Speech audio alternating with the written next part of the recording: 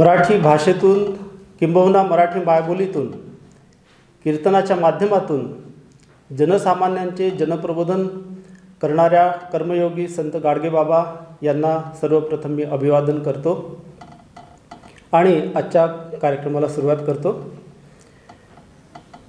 मराठी भाषा साहित्याचे विद्यार्थी, प्राध्यापक, अभ्यासक, शिक्षक तसेच सर्वसामान्य मराठी भाषक, मराठी प्रेमी नागरिक या सर्वांचे मी मराठी भाषा संवर्धन पंधरवडा निमित्त आयोजित कार्यक्रमामध्ये सहर्ष स्वागत करतो. महाराष्ट्र शासनाचा मराठी भाषा विभाग, महाराष्ट्र राज्य साहित्य आणि संस्कृती मंडळ, शिक्षण संचालनालय, उच्च शिक्षण, विदर्भ साहित्य संघ नागपूर तसेच संत गाडगेबाबा अमरावती विद्यापीठाच्या मराठी विभागातर्फे या मराठी भाषा संवर्धन पंधरवडा निमित्त विविध कार्यक्रमांचे आयोजन करण्यात आलेले आहे. त्यानिमित्त मी आपणा सर्वांचे स्वागत करतो आणि या उद्घाटन कार्यक्रमाला आता आपण सुरुवात करूया. मराठी भाषेचा सर्वत्र प्रचार प्रसार व्हावा, मराठी भाषेचं संवर्धन व्हावं या निमित्तानं मराठी भाषा संवर्धन पंधरवडा दरवर्षी आयोजित केला जातो. या कार्यक्रमानिमित्त मराठी विभागातर्फे विविध प्रकारची व्याख्याने, बालकवी संमेलन, निबंध स्पर्धा तसेच साहित्याच्या अभिवाचनाच्या कार्यक्रमांचे आयोजन केलेले आहे. या सर्व कार्यक्रमांची सुरुवात या उद्घाटन समारंभापासून आज करण्यात येत आहे. या कार्यक्रमास उपस्थित असलेले मान्यवर संत गाडगेबाबा अमरावती विद्यापीठाचे कुलगुरू सन्माननीय डॉक्टर मुरलीधर चांदेकर, डॉक्टर केशव तुपे, सहसंचालक उच्च शिक्षण अमरावती विभाग तसेच डॉक्टर अविनाश मोहरील, अधिष्ठाता मानव विज्ञान विद्याशाखा संत गाडगेबाबा अमरावती विद्यापीठ अमरावती या सर्व मान्यवरांचे मी या उद्घाटन कार्यक्रम प्रसंगी स्वागत करतो. आणि या उपक्रमाच्या मागील हेतू विशद करण्यासाठी मराठी विभाग प्रमुख डॉक्टर मोना चिमोटे यांना इथे आमंत्रित करतो. त्यांनी या कार्यक्रमाचं प्रास्ताविक करावं. डॉक्टर मोना चिमोटे. धन्यवाद डॉक्टर कोलते सर. नमस्कार. सर्वप्रथम संत गाडगेबाबांच्या प्रतिमेला आणि त्यांच्या कार्यकर्तृत्वाला अभिवादन करते. मराठी भाषा विभाग, महाराष्ट्र शासन, महाराष्ट्र राज्य साहित्य आणि संस्कृती मंडळ, उच्च शिक्षण संचालनालय, विदर्भ साहित्य संघ नागपूर आणि पदव्युत्तर मराठी विभाग संत गाडगेबाबा अमरावती विद्यापीठ अमरावती यांच्या संयुक्त विद्यमानं मराठी भाषा संवर्धन पंधरवडा दिनांक 14 जानेवारी ते 28 जानेवारी 2021पर्यंत या कालावधीमध्ये आपण साजरा करतो आहोत. या पंधरवड्यानिमित्त आयोजित विविध कार्यक्रमांचा उद्घाटन समारंभ आता संपन्न होतो आहे.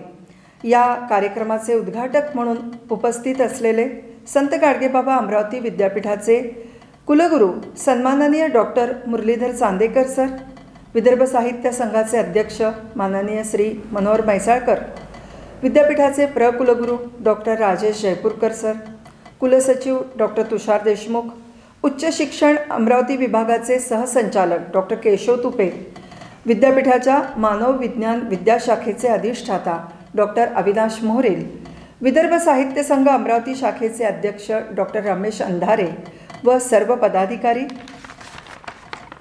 विद्यापीठातील सर्व विभागांचे प्रमुख प्रशासकीय अधिकारी, संलग्नित महाविद्यालयाचे सर्व प्राचार्य, शिक्षकवृंद, माझे सहकारी doctor Manoj Tayde sir, doctor Madhav Kutwad, doctor Hemant Khadke, doctor Pranav Kolte, सर्व विद्यार्थी आणि ऑनलाईन उपस्थित सर्व मराठी भाषा रसिक बंधू आणि भगिनींनो, मी आपणा सर्वांचं मनपूर्वक स्वागत करते. मराठी भाषा संवर्धन पंधरवडा साजरा करताना मराठी भाषा विभागाच्या मराठी भाषेचा प्रसार आणि प्रचार या मुख्य धोरणाला अनुसरून विद्यापीठाद्वारे 2013 पासूनच दरवर्षी विविध कार्यक्रमांचं आयोजन 14 जानेवारी ते 28 जानेवारी या दरम्यान केलं जातं.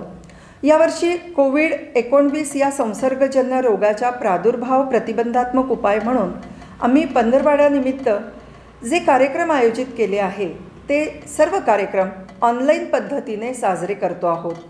मला सांगताना अतिशय आनंद वाटतो की विद्यापीठात माननीय कुलगुरू डॉक्टर मुरलीधर चांदेकर सरांच्या प्रेरणेने 2017पासूनच आम्ही व्हर्च्युअल C4 या चॅनलमार्फत डिजिटल स्वरूपात कार्यक्रम करण्यावर भर देतो आहोत. पंधरवाड्याचे सर्व कार्यक्रम आम्ही YouTube व व्हर्च्युअल C4 वरून प्रक्षेपित करणार आहोत. यंदाच्या वर्षी शासन परिपत्रकानुसार विदर्भ साहित्य संघ यांच्या संयुक्त विद्यमानं हा कार्यक्रम आयोजिला असून महाराष्ट्र राज्य साहित्य आणि संस्कृती मंडळ मुंबई येथील सचिव मीनाक्षी पाटील यांचं समन्वयक अधिकारी म्हणून आम्हाला सहकार्य लाभलं आहे. या पंधरवाड्यानिमित्त होणाऱ्या सर्व कार्यक्रमांची क्षणचित्रे https://sahitya.marathi.gov.in या संकेतस्थळावरून प्रकाशित करण्यात येत आहेत. महाराष्ट्र राज्याची राजभाषा असलेल्या मराठी भाषेचा वापर जास्तीत जास्त व्हावा, मराठी भाषेचं संवर्धन व्हावं, मराठीतून लेखन वाचन वाढावं, तसंच ऐकण्याच्या प्रक्रियेतून मराठी भाषा आत्मसात करण्याची वृत्ती वाढीस लागावी, जेणेकरून अचूक उच्चार ऐकून अनेक शब्दांचा प्रभावी वापर करण्याचं कौशल्य नवयुवकांमध्ये प्राप्त व्हावं, साहित्य निर्मितीला प्रेरणा मिळावी व मराठीतील उत्तम साहित्य समाजाच्या सर्व घटकांपर्यंत पोचावं म्हणून विद्यापीठात विविध कार्यक्रमांचं आयोजन केलं आहे. आज दिनांक 20 जानेवारी 2021 रोजी डॉक्टर बलवंत जेऊरकर सांगली यांचं मंगलेश डबराल यांची कविता अनुवाद अनुभव कथन या विषयावर व्याख्यान आयोजित केलं आहे. इतर भाषातील उत्तमातील उत्तम साहित्य मराठीमध्ये अनुवाद करण्याची प्रेरणा या निमित्तानं अभ्यासकांमध्ये जागृत होईल असा मला नक्की विश्वास वाटतो. तसेच दिनांक 21 जानेवारी 2021 रोजी डॉक्टर हेमंत खडके यांचं शरदचंद्र मुक्तिबोधांची कविता या विषयावर व्याख्यान होणार असून डॉक्टर रमेश अंधारे यांचं मुक्तिबोधांची कादंबरी या विषयावर प्रास्ताविकपर मनोगत संपन्न होणार आहे. यंदाचं वर्ष शरदचंद्र मुक्तिबोधांचं जन्मशताब्दी वर्ष असून त्याची सांगता दिनांक 21 जानेवारी 2021 रोजी होणार आहे आणि या निमित्तानेच आम्ही या कार्यक्रमाचं आयोजन केलेलं आहे. दिनांक 27 जानेवारी रोजी आम्ही एका आगळ्यावेगळ्या कार्यक्रमाचं आयोजन केलं आहे. प्रस्थापित कवींचं वा नवोदित तरुण कवींचं कवी संमेलन आपण नेहमीच आयोजित करतो, पण आम्ही यावर्षी शालेय विद्यार्थ्यांचं बालकवी संमेलन आयोजित करून बालक व किशोरवयीन विद्यार्थी यांच्यातील काव्यनिर्मितीला प्रेरणा देऊन त्यांच्या कवितेला डिजिटल स्वरूपात सादर करण्याची संधी देणार आहोत. बालसाहित्य हा सध्या आमच्या MAच्या अभ्यासक्रमातील एक विषय असून बालकांच्या विविध विचारवृत्तींना आणि शैलींना समजून घेण्याचा हा मूर्त प्रयत्न आमचा असणार आहे. त्याचप्रमाणे याच दिवशी आम्ही पदवी व पदव्युत्तर विद्यार्थ्यांसाठी एक निबंध स्पर्धा आयोजित केली असून त्यांचे निबंध 27 तारखेपर्यंत मागवण्यात आलेले आहेत. मराठी असे आमुची मायबोली, आम्ही काय वाचतो, आम्ही का वाचतो, कोरोनोत्तर मराठी साहित्य हे विषय या निबंध स्पर्धेसाठी दिले गेले आहेत. दिनांक 27 जानेवारीपर्यंत हे निबंध स्वीकारले जाणार असून माझे सहकारी डॉक्टर माधव पुटवाळ हे निबंध स्पर्धा प्रभारी म्हणून कार्यभार बघत आहेत. दिनांक 28 जानेवारी 2021 रोजी मराठी वाचन संस्कृतीला चालना मिळावी या हेतूनं मराठी भाषेतील अभिजात ग्रंथांमधील काही वैशिष्ट्यपूर्ण उतार्यांचं अभिवाचन महाविद्यालयीन व विद्यापीठातील विद्यार्थ्यांद्वारे करण्यात येणार आहे. या कार्यक्रमासाठी माझे सहकारी डॉक्टर प्रणव कोलते व विदर्भ साहित्य संघ शाखा अमरावतीचे सदस्य तसेच आकाशवाणीचे निवेदक कवी श्री नितीन भट यांचं सहकार्य लाभलं आहे. पंधरवाड्यानिमित्त आयोजित कार्यक्रमातील सहभागींद्वारे मराठी भाषेला निश्चितच प्रेरणा लाभेल व निरंतर मराठीचा ध्यास आणि मराठी भाषेची सेवा करण्याची वृत्ती वाढीस लागेल हा विश्वास मला वाटतो.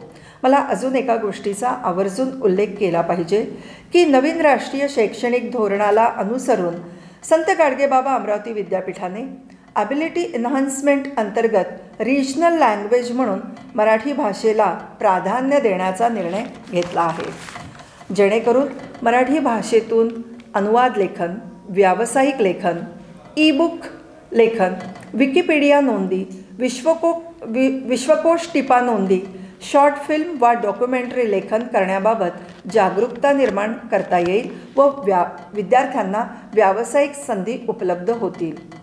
विद्यापीठाच्या पदव्युत्तर अभ्यासक्रमातूनही व्यावहारिक मराठी लेखन ही एक स्वतंत्र पत्रिका नेमली असून विद्यार्थ्यातून त्यातून रोजगार मिळवण्यासाठी परिपूर्णता लाभावी यासाठी आम्ही प्रयत्नरत आहोत.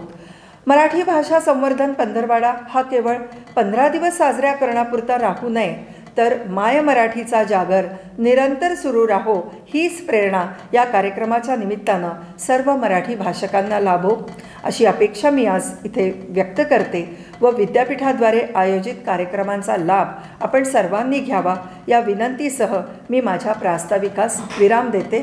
धन्यवाद. धन्यवाद मॅडम. मराठी भाषा संवर्धन पंधरवड्यानिमित्त विविध प्रकारच्या कार्यक्रमांचं आपण कसं आयोजन केलेलं आहे आणि एकूणच या पंधरवडा साजरा करण्यामागील भूमिका काय आहे तर ती आपण विशद केली, त्याबद्दल धन्यवाद. यानंतर आपण डॉक्टर केशव तुपे, उच्च शिक्षण सहसंचालक अमरावती विभाग यांचे विचार ऐकणार आहोत. तत्पूर्वी मी डॉक्टर केशव तुपे यांचा अगदी थोडक्यातच आपल्याला परिचय करून देतो. डॉक्टर केशव तुपे हे मराठीतील प्रसिद्ध असे प्राध्यापक, अभ्यासक, लेखक, उत्तम वक्ते आहेत. त्यांच्या नावावर विविध प्रकारचे ग्रंथ असून तौलिक साहित्याभ्यास आणि भाषांतर मीमांसा, लोचना आणि आलोचना, मुद्रित आणि श्राव्य माध्यमे, लेखन व संवाद अशी विविध पुस्तके आहेत. अखिल भारतीय मराठी साहित्य संमेलन असो किंवा विविध प्रकारची राष्ट्रीय चर्चासत्रे असो, त्यामध्ये केशव तुपेंनी सातत्यानं आपले मौलिक विचार मांडलेले आहेत. असे मराठी साहित्याचे उत्तम समीक्षक, जाणकार, अभ्यासक डॉक्टर केशव तुपे यांना मी इथे आपले विचार मांडण्यासाठी आमंत्रित करतो. डॉक्टर केशव तुपे. कुलगुरू आमचे स्नेही माननीय डॉक्टर मुरलीधर चांदेकर सर, जे या मराठी भाषा संवर्धन पंधरवड्याचं उद्घाटन करतायत आणि हा जो मराठी भाषा संवर्धन पंधरवडा आयोजित केलेला आहे त्या सगळ्या आयोजक संस्था, ज्यामध्ये महाराष्ट्र शासनाचा मराठी भाषा विभाग, त्याबरोबरच महाराष्ट्र राज्य साहित्य संस्कृती मंडळ, आमचं उच्च शिक्षण संचालनालय, विदर्भ साहित्य संघ आणि संत गाडगेबाबा अमरावती विद्यापीठाचा मराठी विभाग, या सर्व संस्थांचे पदाधिकारी, प्राध्यापक आणि सर्व स्नेही, हा 14 जानेवारी ते 28 जानेवारी 2021 असा शासनाच्या वतीने मराठी भाषा संवर्धन पंधरवडा आपण आयोजित करतोय. आणि या पंधरवड्यामध्ये वेगवेगळे जे काही उपक्रम आहे ते उपक्रम शासनाच्या स्तरावरून, त्याबरोबरच ज्या विविध अशा शैक्षणिक संस्था असतील त्या संस्थांच्या स्तरावरून आयोजित करण्याच्या अनुषंगाने कार्यवाही व्हावी आणि आपली मराठी भाषा किंवा एकूणच त्या भाषेच्या अनुषंगाने तिला लगडून असलेली संस्कृतीविषयक जी काही एक जाणीव आहे, ही जाणीव सर्वसामान्य लोकांपर्यंत पोहोचावी या अनुषंगानं हा मराठी भाषा संवर्धन पंधरवडा आपण आयोजित करतोय. मुळात आपल्याकडे अशी एक संकल्पनाच आहेत असं आपण समजूया की भाषा ही जन्मतःच येत असते आणि ती व्यक्तीबरोबर वाढत असते, समाजाबरोबर विकसत असते, तिचं विकसन होत असतं. तेव्हा या ज्या भाषा आहेत कुठलीही असू दे, मी अनेकवचनी भाषा हा शब्द प्रयोग करतो, तेव्हा त्यांच्या संवर्धनाची काय गरज आहे, त्यांच्या विकसनाची काय गरज आहे किंवा त्यांच्यासाठी जाणीवपूर्वक वेगळे प्रयत्न करण्याची काय गरज आहे, अशा स्वरूपाचा आपला अलीकडच्या काळात आणि विशेषतः जागतिकीकरणोत्तर जो काही एक काळ आहे, त्या काळामध्ये हा समज वाढीस लागायला लागलेला आहे. परंतु मुळात आपण जेव्हा पाहतो, या आढावा घेतोय, की या 50 वर्षामध्ये किंवा गेल्या अर्धशतकामध्ये जर आपण विचार केला, तर एकूणच जगभर जी काही एक भाषांची घसरण व्हायला लागलेली आहे, की ती अतिशय भयावह अशा स्वरूपाची ही घसरण आहे. म्हणजे आपण जागतिक भाषा सर्वेक्षणाचे जर अहवाल अभ्यासले, तर आपल्या ही बाब लक्षात यायला लागते. जे काही वेगवेगळे भाषा अभ्यासक आहे, गणेश देवी सारखे, ते सुद्धा या काळामध्ये भाषेच्या या घसरणीबद्दल, तिच्या मृत्यूपंथाला लागण्याबद्दल अतिशय गंभीर आणि चिंताजनक विधाने करतायत. आणि या अनुषंगानं या काळामध्ये ज्याला जागतिकीकरणोत्तर काळ असं आपण संबोधतो, अर्थात जागतिकीकरणानंतरही 30 वर्षाचा हा काळ आहे. आणि या काळामध्ये भाषेचं जे काही महत्व आहे, त्या भाषांचं जे काही अधोरेखन आहे, ते खूप खूप महत्वाचं ठरणार आहे. आणि आपल्या या राज्याची जी राजभाषा मराठी, जिला आपण असं संबोधतो, तर तिच्याही संवर्धनासाठी राज्य शासनाच्या वतीनं वेगवेगळे जे काही उपक्रम असतील, कार्यक्रम असतील, ते पोहोचवल्या जातात. आणि या ज्या संस्था आपण अभ्यासतो, पाहतो किंवा त्या संस्थांच्या माध्यमातून जे काही उपक्रम राबवले जातात, ते अतिशय महत्वाचे उपक्रम तुमच्या माझ्यासाठी राहिलेले आहेत. आपल्याकडे अ, मराठी भाषा गौरव दिन आपण जो साजरा करतो 27 फेब्रुवारीला, त्याही अनुषंगाने जे काही उपक्रम असतील, ते उपक्रम आपण जर पाहिले किंवा हा जो काही 14 जानेवारी ते 28 जानेवारी हा जो काही पंधरवाडा आहे, दरम्यानचे काही जे काही उपक्रम असतील, तर हे या मराठी भाषेच्या दृष्टीने खूप महत्वाचे असे उपक्रम राहत आलेले आहेत किंवा राहणार आहेत. आणि या संदर्भामध्ये शासन जे काही करू पाहतायत, म्हणजे तुमच्या माध्यमातून म्हणूया, की ते खूप महत्वाचं ठरणार आहेत. म्हणजे साध्या-साध्या ज्या काही बाबी आहेत, त्या बाबी जर आपण अवलंबल्या किंवा त्या बाबींना प्रत्यक्षामध्ये जर काही आणलं, तर नक्कीच अनेक ज्या भाषेसंदर्भातल्या गोष्टी आहेत, त्या गोष्टी सुकर होतील. ती भाषा आपण पुढे घेऊन जाऊया. एक साधं उदाहरण तुमच्या समोर या अनुषंगाने मी ठेवतो, की आमच्या या उच्च शिक्षण अमरावतीच्या उच्च शिक्षण विभागामध्ये अ, जे पाहुण्यांचं स्वागत आहे, ज्या वेगवेगळ्या कार्यक्रमांच्या अनुषंगाने बुके देऊन केलं जायचं, पुष्पगुच्छ देऊन केलं जायचं. आम्ही एक इथं या वर्षभरापासून असा उपक्रम राबवतोय साधा, की बुकेऐवजी बुक, म्हणजे एक ग्रंथ भेट देऊन जर त्या व्यक्तींचं, त्या पाहुण्यांचं स्वागत केलं, तर अधिक उपयुक्त ठरेल. आणि अनेक वेगवेगळ्या कार्यक्रमांमध्ये या पुष्पगुच्छाला फाटा देऊन किंवा बाजूला सारून त्याच्याऐवजी ग्रंथभेट देऊन अनेक उपक्रम साजरे होत आहेत. मुळात भाषेशी म्हणजेच हा थेट व्यवहार, ज्याला आपण उपक्रम असण्याऐवजी आपण असं म्हणूया, की हा ग्रंथव्यवहार ज्याला आपण म्हणूया. शेवटी हा अंतिमतः भाषेलाच वृद्धिंगत करणारा अशा स्वरूपाचा असतो. म्हणजे असे अनेक जे काही उपक्रम आहेत, ते उपक्रम आपण जर पाहिले तर लक्षात येतं, की अलीकडच्या काळात शासनाची जी वेगवेगळे संकेतस्थळं आहेत, त्या संकेतस्थळांना पाहिलं, की त्यातला मराठी भाषा विभागाची जी काही संकेतस्थळे आहेत, विशेषतः भाषा संचालनालयाची जी म्हणूया आपण, की त्या संकेतस्थळांवर कितीतरी अशा स्वरूपाचे जे काही ग्रंथ आहेत, ते ग्रंथ पीडीएफ स्वरूपात उपलब्ध आहेत. ते पीडीएफ स्वरूपातले जे काही ग्रंथ आहेत, ते ग्रंथ आपण आपल्या किंडलवर असू दे, आपल्या मोबाईलवर असू दे किंवा लॅपटॉप असेल, मॅकबुक असेल, अशा वेगवेगळ्या अनुषंगानं ती पुस्तकं आपण डाउनलोड करून घेतली तर ती सोपी अशी वाचायला जाईल. म्हणजे आपल्याला वेगवेगळ्या ठिकाणी हाताळण्यासाठी सुद्धा ते जे काही ग्रंथ आहेत ते खूप सोपे राहतील आणि सहज आपण ती हाताळू शकतो. खूप दुर्मिळ असा जो काही ग्रंथसाठा आहे तो ग्रंथसाठा या शासनाच्या महाराष्ट्र शासनाच्या संकेतस्थळावर उपलब्ध आहेत किंवा आर्काइव्ह्ज असेल, नॅशनल डिजिटल लायब्ररी असेल, असे कितीतरी ग्रंथ म्हणू आपण म्हणजे जे केवळ अतिशय दुर्मिळ ग्रंथ आर्काइव्ह जर आपण शोधलं तर त्यात पाहतो आपण की मला पावा काण्यांचा मराठी धर्मशास्त्राचा इतिहास नावाचा जे अनुवादित ग्रंथ आहे तो ग्रंथ आपल्याला त्या ठिकाणी उपलब्ध झाला.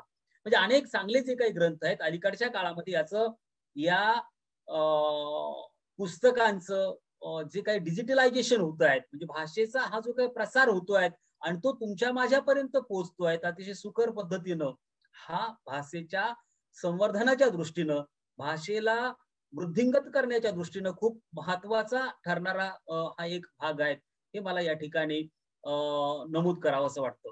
भाषाविषयक भीती अनेक ठिकाणी आपल्याला बोलून दाखवलं जातं. सुरुवातीला जसं मी उल्लेख केला की भाषा म्हणजे राजवाड्यांपासून तर अलीकडच्या काळापर्यंत म्हणूया आपण, गणेश देवींपर्यंत म्हणूया आपण, की खरोखर भाषा नष्टप्राय होण्याच्या मार्गावर आहेच, नाही असं नाही. परंतु असे जे काही उपक्रम असतील, भले मग ते शासनाच्या पातळीवर असू दे, विद्यापीठांच्या स्तरावर असू दे किंवा आपल्या ज्या महत्वाच्या काही साहित्य विषयक संस्था असतील त्या संस्थांच्या पातळीवर असू देत, हे जे काही करतायत ते उपक्रम खूप महत्वपूर्ण ठरणारे अशा स्वरूपाचे उपक्रम आहेत. मुळात त्याच्याबरोबरच जेव्हा शिक्षणामध्ये भाषा येते आणि अलीकडं विशेषतः उच्च शिक्षणाच्या केंद्रस्थानी ज्ञान म्हणून असणारा जो काही भाग आहे तो आपण विज्ञानाकडेच पाहतो. म्हणजे ज्ञान कुठून आपल्याला मिळू शकतं की विशेषतः जे काही ज्याला आपण विज्ञान म्हणूया, सायन्स म्हणूया, तथाकथित सायन्स अँड टेक्नॉलॉजी विशेषतः म्हणूया आपण, ही ज्ञानाची केंद्र अलीकडच्या काळात झालेली आहेत आणि हजारो वर्षापासून ज्ञान सत्ता म्हणून ज्या मानव विद्येकडं किंवा भाषेकडं पाहिल्या जात होतं तो अलीकडचा जो काही काळ आहे त्या टेक्नॉलॉजीच्या काळामध्ये या ज्ञान सत्तेच्या अग्रभागी किंवा प्राथम्यावर भाषा येण्यापेक्षा अन्य ज्या विद्याशाखा आहेत त्या विद्याशाखा यायला लागल्या आणि साहजिकच भाषा दुय्यमतेकडं सगळ्याच एकूणच भाषा दुय्यमतेकडे लोटल्या गेल्या आणि या अनुषंगानं आपण जर थोडासा गांभीर्यानं जर विचार केला तर ही भाषा जगवण्यासाठी, संवर्धनासाठी तर आपल्याला असे काही भाषे संदर्भात ज्याला आपण रोजगारक्षम म्हणूया किंवा कौशल्याधिष्ठित म्हणूया अशा स्वरूपाचे अभ्यासक्रम सुरू करून नवा जो काही तरुण वर्ग आहे, युवा वर्ग आहे, हा भाषेकडे आपल्याला घेऊन येता येईल का, हा एक महत्वाचा भाग आहे. म्हणजे भाषेनं केवळ भाषा ही रंजनासाठी असत नाही, तर भाषा ही प्रथमतः ज्याला एक निखळ आनंद म्हणतो त्या निखळ आनंदासाठी असतेच असते, परंतु तिचं काही एक सामाजिक सांस्कृतिक देणं असतं आणि ते देणं या रोजगाराच्या माध्यमातून प्रकट करता येईल का, हा सुद्धा अलीकडच्या काळामध्ये महत्वाचा ठरणारा असा एक प्रश्न आहे. आणि त्या संदर्भात भाषेला रोजगार पुरवता आले म्हणजे भाषेनं जर काही रोजगार पुरवले तर तिला अधिक पुढे घेऊन जाता येईल, हाही एक महत्वाचा मुद्दा मला या ठिकाणी नमूद करावासा वाटतो आणि नक्कीच या संदर्भात तो होईल. भाषाविषयक अनेक प्रश्न प्रलंबित आहेत, नाही असं नाही की आपल्या अभिजाततेचा प्रश्न असू दे की मराठी विद्यापीठाचा प्रश्न असू दे, हे मार्गी लागतीलच, काही असं नाही.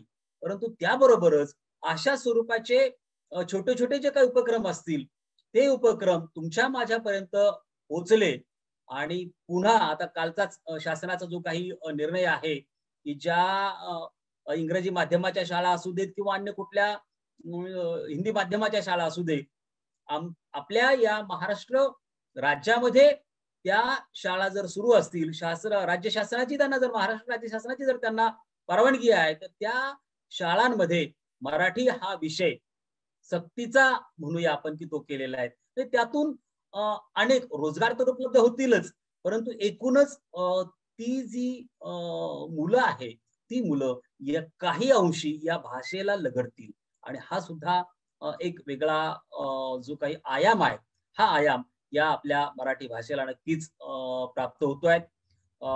या संदर्भात विद्यापीठाला मी मनपूर्वक धन्यवाद देतो की शासनाचा हा जो काही उपक्रम आहे, हा उपक्रम आमचं जे 14 सप्टेंबर 2020चं परिपत्रक आहे मराठी भाषा विभागाचं, त्या अनुषंगाने चांगला उपक्रम या ठिकाणी ते राबवतायत. त्यामुळे मराठी संत गाडगेबाबा अमरावती विद्यापीठाच्या मराठी विभागाचे मी मनपूर्वक आभार मानतो. अतिशय चांगला असा ते उपक्रम हा राबवतायत.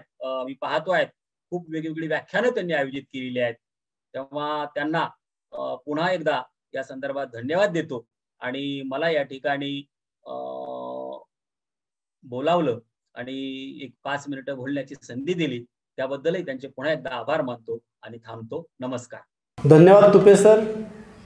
मराठी भाषेच्या संवर्धनासाठी आणि प्रचार प्रसारासाठी मराठी भाषकांची काय जबाबदारी आहे, मराठी प्राध्यापकांनी काय केलं पाहिजे, तसेच हे संवर्धन कसे करता येईल याबद्दल आपण विचार मांडले, त्याबद्दल आपले आभार. यानंतर संत गाडगेबाबा अमरावती विद्यापीठाच्या मानव विज्ञान विद्या शाखेचे अधिष्ठाता डॉक्टर अविनाश मोहरील यांना मी इथे आमंत्रित करतो. डॉक्टर अविनाश मोहरील हे उत्तम वक्ते म्हणून प्रख्यात आहेत. एक अभ्यासू प्राध्यापक ते जसे आहेत तसे मराठी भाषेतून उत्तम सर्जनशील लेखन करणारे व्यक्ती म्हणून देखील ते प्रसिद्ध आहेत. त्यांचा नित्यनेमाने दैनिक हिंदुस्थानमधून आपण सतत ललित लेख वाचत असतो. तर असे डॉक्टर अविनाश मोहरील यांना मी या उद्घाटन प्रसंगी विचार मांडण्यासाठी आमंत्रित करतो. डॉक्टर अविनाश मोहरील.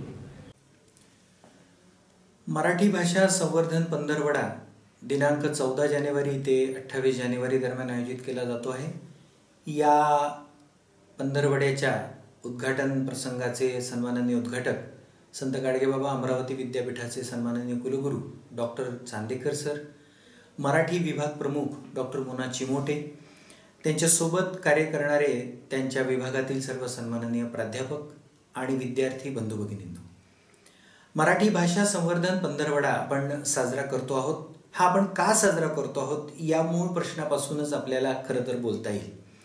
जी मातृभाषा तुमच्या माझ्या धमन्यांमधून रक्तासारखी वाहते, लहानपणापासून ज्या भाषेमध्ये तुम्ही आम्ही आपल्या भावना व्यक्त करत आलेलो आहोत, जी भाषा आपण वारंवार ऐकत आलेलो आहोत, त्या भाषेच्या संवर्धनाची गरज आपल्याला का पडावी, हा महत्त्वाचा प्रश्न तुमच्या माझ्या मनासमोर येतो. आणि त्याचं उत्तर शोधत असताना एक ढोबळमानानं उत्तर असं दिलं जातं की इंग्रजी भाषेचं वाढलेलं वर्चस्व असल्यामुळे मराठी भाषेच्या संवर्धनाची गरज पडते. खरं तर हे उत्तर जवळपास चूक आहे. कारण इंग्रजी ही सबंध जगाच्या व्यवहाराची भाषा म्हणून आता स्वीकारली गेलेली आहे आणि अनेक राष्ट्र असे आहेत की ज्या राष्ट्रामध्ये इंग्रजी भाषा सुरुवातीच्या काळात स्वीकारली गेली नसताना देखील आज जगाच्या व्यवहाराची गरज म्हणून त्यांनी ती भाषा स्वीकारली आहे. परंतु त्या देशामध्ये असणाऱ्या ज्या मूळ भाषा आहेत त्या भाषांची गळचेपी मात्र झालेली नाही. दुर्दैवानं मराठी भाषेच्या बाबतीत असं व्हायला लागलेलं आहे आणि त्यामुळे अशा पद्धतीच्या पंधरवड्याची गरज आपल्याला भासते.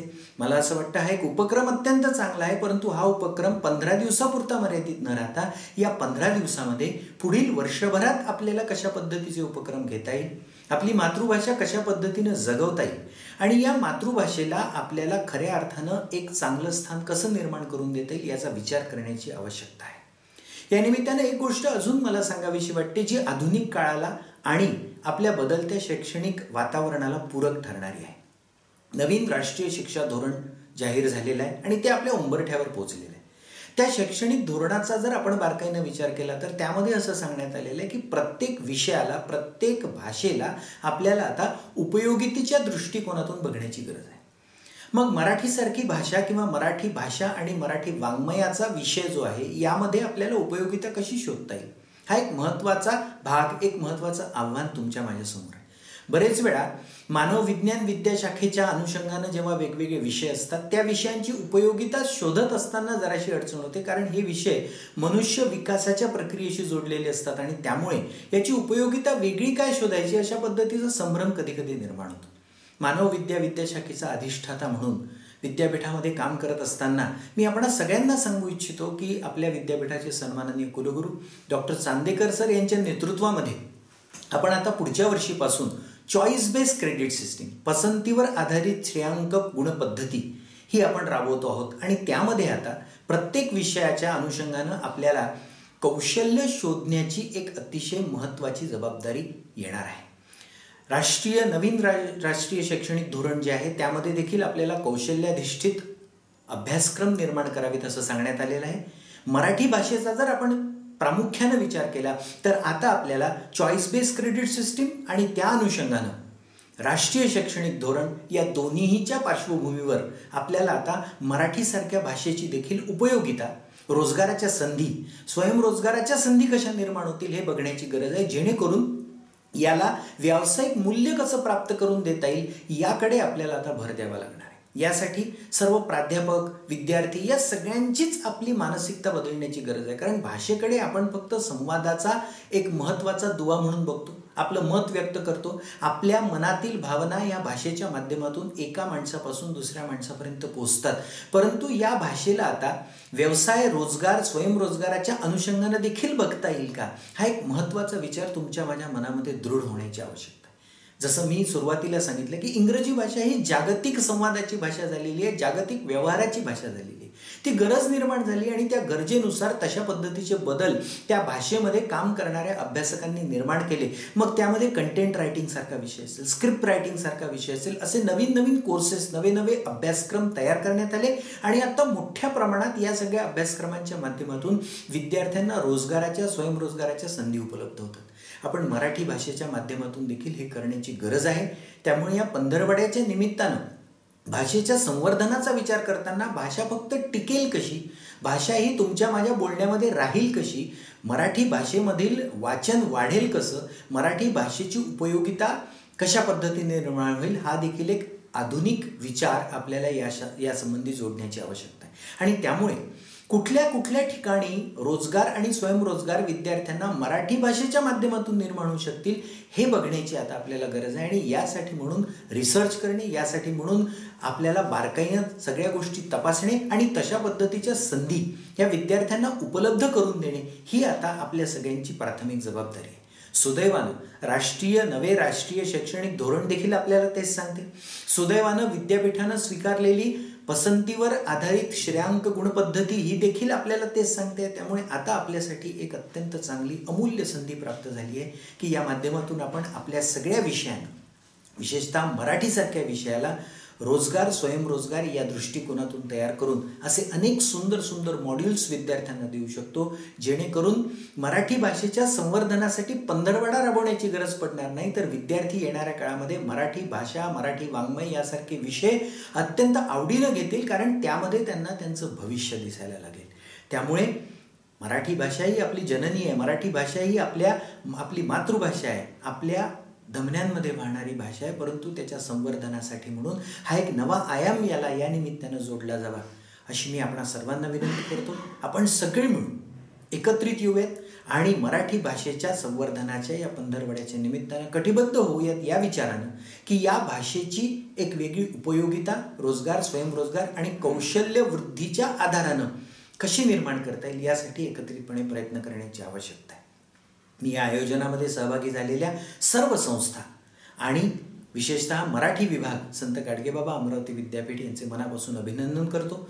मानव विज्ञान विद्याशाखेचा अधिष्ठाता म्हणून मी आपल्या उपक्रमांना शुभेच्छा देतो आणि या शुभेच्छांच्या सोबतच या पंधरवड्यामध्ये या भाषेला एक वेगळी उंची, या भाषेला एक उपयोगितेच्या दृष्टिकोनातूनचा एक नवा आयाम जोडण्याच्या दृष्टीनं आपल्या सगळ्यांच्या हातून मोठं कार्य होईल अशा शुभेच्छा देतो आणि थांबतो. धन्यवाद. धन्यवाद मोहरील सर. यानंतर ज्या मुख्य प्रसंगाची आता वेळ आलेली आहे तो म्हणजे उद्घाटनपर भाषण, आणि त्यासाठी मी सन्माननीय कुलगुरू डॉक्टर मुरलीधर चांदेकर यांना इथे आमंत्रित करीन. तत्पूर्वी कुलगुरू सरांविषयी मला सांगायचं तर मी असं म्हणेन की प्रशासकीय पदावर काम करत असताना आवर्जून म्हणजे जाणीवपूर्वक मराठी भाषेचा अधिकाधिक वापर करत हा प्रशासकीय कामकाजाचा भार वाहणारे कुलगुरू म्हणजे डॉक्टर मुरलीधर चांदेकर. संत गाडगेबाबा अमरावती विद्यापीठाला लोकाभिमुख करणारे कुलगुरू म्हणून त्यांची विशेष ख्याती आहे. संत गाडगेबाबा अमरावती विद्यापीठाच्या विविध विभागांमार्फत तसेच विविध समित्यांमार्फत विविध अशा प्रकारचे लोकाभिमुख उपक्रम डॉक्टर मुरलीधर चांदेकर यांनी आयोजित करून समाजापर्यंत विद्यापीठात जे निर्माण होणारं ज्ञान आहे ते पोचविण्याचा प्रयत्न केलेला आहे. जनसामान्यांपर्यंत त्यांच्या भाषेतनं ते जर ज्ञान आपण पोचवलं तर ते अधिक प्रभावी ठरेल.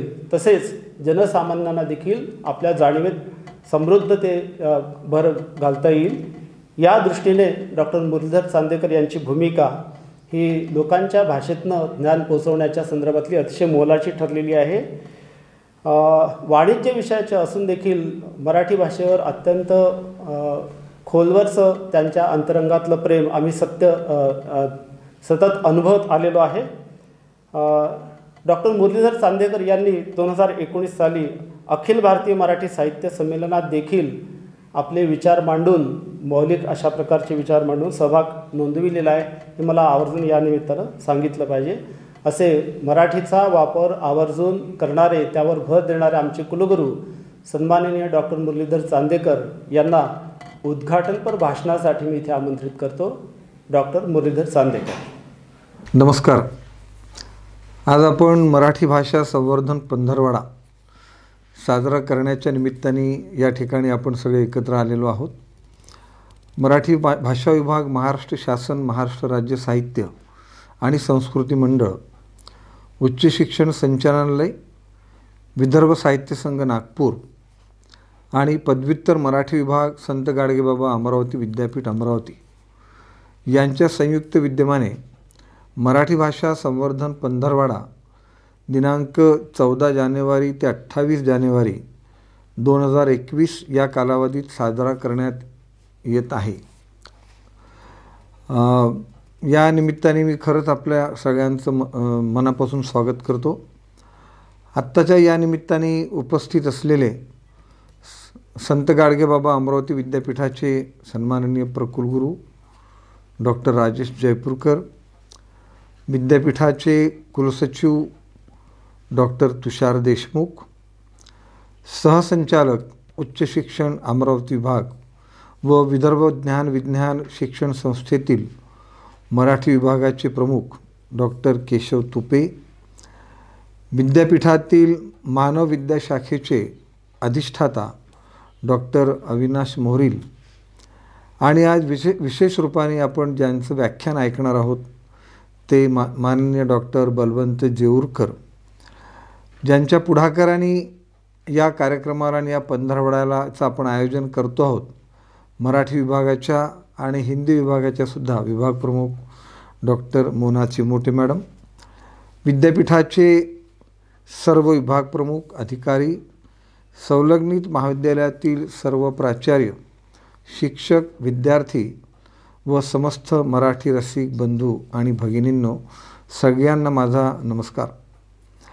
मी सुरुवातीला म्हटल्याप्रमाणे आपण मराठी भाषा संवर्धन पंधरवडा विद्यापीठात साजरा करत असतो. दरवर्षी एक मराठी भाषा गौरव दिनसुद्धा 27 फेब्रुवारीला साजरा करत असतो. मराठी महाराष्ट्र राज्याची ही व्यावहारिक भाषा मराठी भाषा आहे आणि म्हणून मराठी भाषेचा आपण पंधरवडा आणि गौरव दिन साजरा करतो असं समजण्याचं काही कारण नाही आहे. कारण मराठी भाषेचं महत्त्व हे केवळ व्यवहारापुरतं मर्यादित नाही, किंबहुना कुठल्याही भाषेचं महत्त्व हे केवळ व्यवहारापुरतं मर्यादित नसतं, तर त्या भाषेपासून आलेल्या अनेक गोष्टी असतात. ओघाओघानी त्या समाजातल्या चालीरीती असतात, संस्कृती असतात, समाजातल्या व्यक्तींचे आपसातले व्यवहार असतात आणि या सगळ्या व्यवहाराचं स्मरण व्हावं आणि त्याचं संवर्धन व्हावं म्हणून आपल्याला या भाषेचं संवर्धन ते करावं लागतं. आणि म्हणून मराठी भाषा आपली भाषा आहे, ती केवळ मराठी भाषा म्हणून नाही तर हे संस्कृतीतलं जतन करण्याचं एक उत्तम माध्यम आहे. आणि म्हणून आपण हे पंधरवडा हा दिवस या ठिकाणी साजरा करतो, पंधरवडा साजरा करतो. या 15 दिवसामध्ये वेगळ्या प्रकारच्या कार्यक्रमांचं आयोजन या ठिकाणी मराठी विभागाने आणि सर्व सहयोगी संस्थांनी शासनाच्या निर्देशाप्रमाणे आणि स्वतःच्या कल्पकतेतूनसुद्धा केलेलं आहे असं आपल्याला नक्की निदर्शनास येईल. या सगळ्या कार्यक्रमांमध्ये मराठी रसिक प्रेमिकांचा सहभाग आहे, पण प्रामुख्याने हे अमरावती विद्यापीठ आहे. विद्यार्थीच आमचे दैवत असतात आणि त्यामुळे विद्यार्थ्यांमध्ये या भाषेची गोडी ती निर्माण व्हावी, त्या भाषेचं मानसिक संवर्धन भाषेतलं ते निर्माण व्हावं, त्याच्यामध्ये वाचनाची जी संस्कृती आहे त्याच्यातली ती अधिक विकसित व्हावी, अशा प्रकारच्या उद्देशाने सुद्धा वेगवेगळ्या प्रकारच्या कार्यक्रमांचं आयोजन या ठिकाणी केलं आहे. मग त्याचं भाषण कौशल्य असेल, लेखन कौशल्य असेल, वाचन कौशल्य असेल, या सगळ्या सर्वांगीण विकास भाषेच्या दृष्टीने विद्यार्थ्यांचा तो व्हावा याही दृष्टीने अशा प्रकारच्या कार्यक्रमाचं आयोजन आपण या ठिकाणी केलं आहे. मला नक्की विश्वास आहे की संत गाडगेबाबा अमरावती विद्यापीठ ज्या पुढाकाराने आणि उत्साहाने मराठी भाषा गौरव दिनाचं आयोजन 27 फेब्रुवारीला करत असतं, मग आपल्याला ती आठवणारी ग्रंथदिंडी असेल की आमच्या विद्यार्थ्यांचं केलेलं सादरीकरण, मग नृत्य असेल, गीतं असतील, एक संस्कृतीच्या आधारावर केलेलं सादरीकरण मला नक्की आठवते की हे आपण मी वाटते की आपण विसरलेले नसाल. ते सुद्धा एक मराठी भाषेचं जतन आणि संवर्धन करण्यासाठी केलेला तो प्रामाणिकपणे प्रयत्न असतो. त्यामुळे संत गाडगेबाबा अमरावती विद्यापीठ एक मराठी भाषेच्या संवर्धनासाठी अनेक वर्षापासून हे पावलं उचलत आलेले आहेत. त्यातलाच हा एक भाग या पंधरवड्याच्या निमित्ताने आज आपल्यापुढे ती आहे. आणि आम्ही प्रत्येक कार्यक्रमाच्या माध्यमातून सुद्धा मराठी भाषेलाच एक प्राधान्य कसं मिळेल, त्याबद्दलचं एक अनुकूल वातावरण कसं निर्माण होईल, अशा प्रकारचा प्रयत्न हे विद्यापीठ करत असतं. आणि मी सगळ्या सहभागी दर्शकांना मनापासून विनंती करेल की ह्या भाषेचा उपयोग केवळ बोलीपुरता मर्यादित न ठेवता हे आपल्या संस्कृतीचं सुद्धा जतन आणि संवर्धन करण्याचं असल्यामुळे आपण याला एक विशेष महत्त्व या ठिकाणी ते दिलं पाहिजे. आणि त्या दृष्टीने सुद्धा या पंधरवड्यामध्ये होणाऱ्या कार्यक्रमामध्ये आपण सहभागी व्हाल आणि खऱ्या अर्थाने मराठी भाषेचं संवर्धन म्हणजे आपल्या संस्कृतीचं संवर्धन जतन आपण नक्की कराल अशा प्रकारची मी अपेक्षा करतो. मला पूर्ण कल्पना आहे, खरं म्हणजे या निमित्ताने आपल्याला आपल्याशी प्रत्यक्ष संवाद जर मला साधता आला असता तर खूप आनंद मलाही झाला असता, आपल्यालाही झाला असता. पण एक विशिष्ट संसर्गजन्य परिस्थितीमध्ये आपण सगळे जगत आहोत, त्यामुळे आभासी पद्धतीचा उपयोग आपण अधिक करतो. त्यातला एक तो भाग आहे मराठी प्रत्यक्ष सहभाग जरी आपल्याला या परिस्थितीमुळे साधता येऊ शकत नसला आणि तरीसुद्धा आपण आभासी पद्धतीने का होईना आपण आपल्या भाषेच्या माध्यमातून एकमेकांशी संवाद साधून घेतो आहोत, एकमेकांचे विचार याची देवाणघेवाण करतो आहोत. मला वाटते ही सुद्धा मोठी एक उपलब्धी आहे. त्यामुळे कुठलेही संकट आणि समस्या आलेत तरी त्याला आम्ही सक्षमपणे येणाऱ्या काळामध्ये तोंड देऊ अशा प्रकारचा मी विश्वास व्यक्त करतो. आणि पुन्हा एकदा सगळ्यांना या मराठी भाषा संवर्धनाच्या पंधरवड्यामध्ये सहभागी होणाऱ्यांनाचं एक अभिनंदन करतो, त्यांना धन्यवाद देतो. आणि ज्यांनी हा पंधरवडा आयोजन करण्यामध्ये आपलं योगदान दिलेलं आहे त्यांनाही मनापासून धन्यवाद देतो. आणि उर्वरित दिवसामध्ये आपला सहभाग अधिकाधिक वृद्धिंगत होईल अशा प्रकारची अपेक्षा करतो. आणि माझं मनोगत संपवण्यापूर्वी या पंधरवड्याचं उद्घाटन झालं अशा प्रकारची घोषणा करतो आणि माझं मनोगत संपवतो. धन्यवाद. सगळ्यांना नमस्कार. धन्यवाद कुलगुरू सर. आपण अतिशय मोलाचे विचार मांडून आमच्या या मराठी भाषा संवर्धन पंधरवड्याचं उद्घाटन पार पाडलेलं आहे. त्याबद्दल आपले मी धन्यवाद इथे आभार व्यक्त करतो. यानंतर आपण आजच्या महत्त्वाच्या कार्यक्रमाकडे वळू, तो म्हणजे व्याख्यानाचा कार्यक्रम. आज आपण ज्या विषयावर व्याख्यान आयोजित केलेलं आहे तो विषय आहे मंगलेश डबराल यांची कविता अनुवाद अनुभव कथन. आणि या विषयावर व्याख्यान देण्यासाठी आमंत्रित केलेलं आहे डॉक्टर बलवंत जेऊरकर यांना. डॉक्टर बलवंत जेऊरकर यांचा मी थोडक्यात आपल्याला परिचय करून देतो. आपल्या भाषांतर कार्याने मराठी साहित्यात अत्यंत मोलाची व ऐतिहासिक अशी भर घालणारे व्यक्ती म्हणून डॉक्टर बलवंत जेऊरकर यांचा आपल्याला उल्लेख करावा लागेल. डॉक्टर बलवंत जेऊरकर हे विलिंग्डन महाविद्यालय सांगली येथे हिंदीचे प्रपाठक सहयोगी अध्यापक म्हणून कार्यरत आहेत. डॉक्टर बलवंत जेऊरकर यांच्या नावावर विविध प्रकारचे 9 ग्रंथ आहेत आणि त्यापैकी जवळजवळ 7 ग्रंथ, त्यापैकी 7 ग्रंथ हे केवळ भाषांतरित कार्यावरचे आहेत आणि इतर ग्रंथांमध्ये 2 ग्रंथ हे संपादित ग्रंथ आहेत.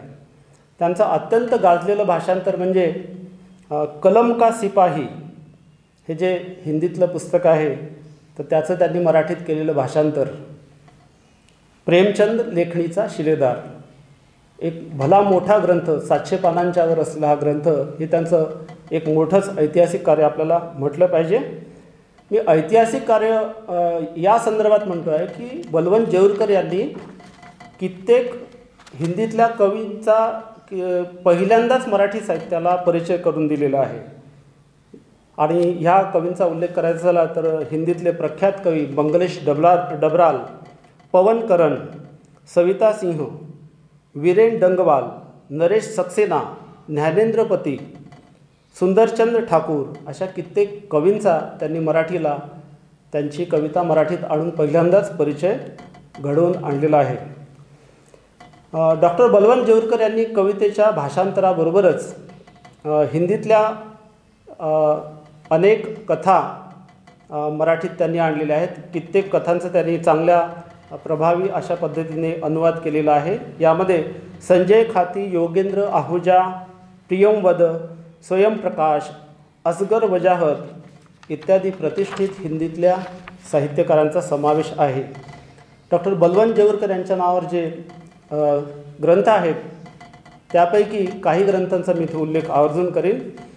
त्यातला मंगलेश डबराल यांचा हम जो देखते है हा जो हिंदीतला कविता संग्रह होता, साहित्य अकादमीनं तो प्रकाशित केलेला होता. त्याचं त्यांनी पहिल्यांदा भाषांतर केलेलं होतं आणि ते भाषांतर आपण जे पाहतो या नावानं मराठीत आलेलं आहे. साहित्य अकादमीनंच हे पुस्तक प्रकाशित केलं होतं. आणि त्यानंतर राजेश जोशी यांच्या 2 पंक्तियों के बीच या कविता संग्रहाचं 2 ओळींच्या दरम्यान, तसेच स्त्री मेरे भीतर पवन करण यांच्या कविता संग्रहाचं स्त्री माझ्या आत अशा प्रकारच्या त्यांच्या पुस्तकांचा आपल्याला उल्लेख करता येईल. आपलं घर दुष्काळात सारस अशी आणखी त्यांची काही पुस्तकं आहेत. डॉक्टर बलवंत जेऊरकर यांना अनेक पुरस्कार मिळालेले आहेत. एक 5-6 पुरस्कार त्यांना प्रतिष्ठित पुरस्कार मिळालेले आहेत. त्यातल्या अत्यंत प्रतिष्ठेच्या पुरस्काराचा मला उल्लेख केला वाचून राहणार नाही आणि तो विशेष पुरस्कार आहे साहित्य अकादमीचा पुरस्कार. 2015 साली त्यांना 2 पंक्तियों के बीच या हिंदी कविता संग्रहाच्या मराठीतल्या अनुवादासाठी 2 ओळींच्या दरम्यान या अनुवादासाठी त्यांना हा पुरस्कार मिळालेला आहे. बलवंत जेऊरकर यांना अनेक चर्चासत्र, परिसंवाद यातून व्याख्यानासाठी सतत आमंत्रण देखील मिळालेलं आहे. आणि असे हे बलवंत जेऊरकर मूलतः ते भाषांतराचं कार्य करतात, परंतु मराठीमध्ये सुंदर अशा प्रकारच्या कविता देखील त्यांनी लिहिलेल्या आहेत. आणि त्यांच्या कविता फारशा आपल्याला परिचित नसल्या तरी 2002 साली अभेदानंतर या मराठीतल्या नियतकालिकानं जी कवितेची प्रतियोगिता आयोजित केलेली होती, जी स्पर्धा आयोजित केली होती, त्यामध्ये त्यांच्या कवितेला उल्लेखनीय कविता म्हणून एक मान प्राप्त झालेला होता. काफिला नावाच्या मराठी गझल संकलनामध्ये देखील त्यांच्या 2 गझल समाविष्ट झालेल्या आहेत. तर असे प्रख्यात भाषांतरकार, अनुवादक, मराठी भाषेत सातत्यानं ज्यांनी अगदी सुरुवातीपासून सतत अविरत भाषांतराचं काम करून मराठी साहित्याचं दालन समृद्ध केलेलं आहे, अशा प्रकारचे डॉक्टर बलवंत जेऊरकर यांचं या मराठी भाषा संवर्धन पंधरवड्याच्या निमित्तानं मी स्वागत करतो आणि त्यांना मंगलेश डबराल यांची कविता अनुवाद अनुभव कथन या विषयावर आपलं भाषण, आपलं व्याख्यान मांडण्यासाठी मी इथे आमंत्रित करतो. डॉक्टर बलवंत जेऊरकर. मराठी भाषा विभाग, महाराष्ट्र शासन, महाराष्ट्र राज्य साहित्य आणि संस्कृती मंडळ, शिक्षण संचालनालय, उच्च शिक्षण, महाराष्ट्र शासन, विदर्भ साहित्य संघ नागपूर, मराठी विभाग, संत गाडगेबाबा अमरावती विद्यापीठ अमरावती यांच्या संयुक्तपणे मराठी भाषा संवर्धन पंधरवडा हा साजरा होत आहे. आणि आज मंगलेश डबराल यांची कविता, अनुवाद अनुभव कथन या विषयाच्या व्याख्यानासाठी मला आमंत्रित केल्याबद्दल यावरील सर्व संस्था, घटक संस्था यांचे मी सुरुवातीलाच आभार मानतो आहे. हा एक उत्तम उपक्रम आहे आपल्या भाषेच्या संदर्भात. भाषा संवर्धन, संवर्धन हा शब्द पर्याय कोशामध्ये मी पाहिला त्यावेळेला संवर्धनासाठी पोषण, वृद्धिंगत, वाढ अशा प्रकारचे पर्यायी शब्द म्हणून आले. आणि अनुवाद हे भाषेच्या संवर्धनातलं एक खूप महत्वाचं आणि मोठं आयाम आहे असं माझ्या लक्षात आलं. कारण मराठीचे ज्ञानपीठ पुरस्कार विजेते नेमाडे सरांनी अनुवादाच्या बाबतीत असं लिहिलेलं आहे की जेव्हा एखाद्या संपन्न भाषिक संस्कृतीमधील एखादी मोठी कलाकृती दुसऱ्या भाषेमध्ये अनुवादित होते तेव्हा ती दुसरी भाषा समृद्ध होत 10-5 वर्षांनी पुढे जाते. संस्कृती संघर्षात तिच्या टिकून राहण्याच्या शक्यता या मजबूत होतात. मला वाटतं की संवर्धनाच्या दृष्टीने प्रत्येक भाषेच्या त्या भाषेमध्ये इतर संपन्न भाषेतील कलाकृतींचा अनुवाद होणं हे गरज नाही आहे, तर ही अनिवार्य आहे. या संवर्धनाच्या संबंधीच्या या चर्चांमध्ये आज हिंदीतीलच नव्हे संपूर्ण भारतीय काव्यक्षेत्रातील एक श्रेष्ठ नाव मंगलेश डबराल यांच्या कविता, यांच्या साहित्याबद्दल आपण थोडंसं आधी बोलूया. नंतर अनुवाद आणि त्यांच्या अनुवाद करताना अनुवादक म्हणून मला जे आलेले अनुभव आहेत त्याबद्दल आपण थोडंसं. मंगलेश डबराल हे दुर्दैवानं कोरोनाच्या काळात अगदी आत्ता 9 डिसेंबरला दिल्लीमध्ये त्यांचं निधन झालं. आणि केवळ हिंदी प्रदेशच नाही तर संपूर्ण भारतीय साहित्यामधील कवितेचे जे प्रेमी होते किंवा त्यांच्या साहित्याचे जे प्रेमी होते किंवा व्यक्तिशः व्यक्ती म्हणून मंगलेश डबरालांवर प्रेम करणारे जे लोक होते तो संपूर्ण समाज, साहित्यिक समाज खूप हळहळला. त्याचं कारण म्हणजे एक तर व्यक्ती म्हणून ते श्रेष्ठ होते, किंबहुना असा शिवाय तो माणूस उत्तम आणि श्रेष्ठ पद्धतीची साहित्य कृती त्याचं सर्जन करू शकत नाही असं मानणाऱ्यांपैकी मी एक आहे. परंतु त्याचं निधन झाल्यानंतर त्यांच्या स्मृती आणि त्यांच्या साहित्याबद्दल जास्त चर्चा झाली. डबरालांबद्दल सांगायचं तर ते टिहरी गढवाल काफलपानी या गावामधून दिल्लीला आलेले होते. चरितार्थासाठी आले होते. पहाडी प्रदेशातलं हे छोटं गाव आणि त्यांचा पहिला कविता संग्रह आहे पहाड पर लालटेन नावाचा. आणि त्यामध्ये त्यांनी शहर नावाची कविता लिहिली होती आणि ती अशी होती की या शहरामध्ये लोक कसे काय राहत हे मी पाहायला गेलो आणि परत नाही आलो. हे परत न येणं हे हौसेचं नव्हतं, तर ते त्यांची व्यवस्था, त्यांची मजबुरी, त्यांचा नाइलाज अशा पद्धतीनं होतं. भारतभूषण अग्रवाल नावाचे एक श्रेष्ठ कवींना ते पहिल्यांदा भेटले आणि त्यांच्याकडे त्याच 9-10 कविता होत्या. आणि ते वाचून भारतभूषण अग्रवाल म्हणाले, की "अरे तुम अब तक कहाँ थे?" आणि हे वाक्य त्यांच्याशी झालेली चर्चा या त्यांचा खूप वाढवणाऱ्या होत्या. आणि त्यानंतर त्यांचे एकानंतर एक कविता संग्रह यायला सुरुवात झाली. मंगलेश डबराल हे 8व्या दशकामध्ये हिंदी कवितेच्या पटलावर समोर आले. त्याच्या आधीच्या कवितांमध्ये काय होतं? त्याच्या आधीच्या कवितांमध्ये 60 नंतरचे जे कवी होते, ते अत्यंत भडकाऊ भाषेमध्ये, अत्यंत घोषणावजा अशा पद्धतीने ते कविता लिहित होते. वेगवेगळ्या कवितांची चळवळी इतक्या आल्या म्हणजे कुत्र्यांच्या छत्रींसारख्या त्या चळवळी आल्या, लोप पावत गेल्या. त्यातल्या खूप कमी चळवळींनी हिंदी कवितेला बळ दिलं. परंतु त्यानंतर जडों की तरफ लौटणं हा एक भाग या कवितेत आला. आपल्या मुळांकडे परत जाणं आणि एका विशुद्ध कवितेची निर्मितीचं पुन्हा एकदा क्षेत्र लोकांच्या समोर आलं.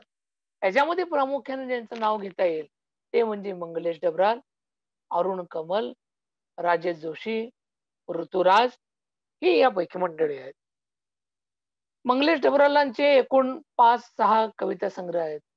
पहाड पर लालटेन, घर का रास्ता, हम जो देखते हैं, आवाज भी एक जगह है आणि आत्ता गेल्या वर्षी आलेला त्यांचा स्मृती एक दूसरा समय है आणि नए युग में शत्रू.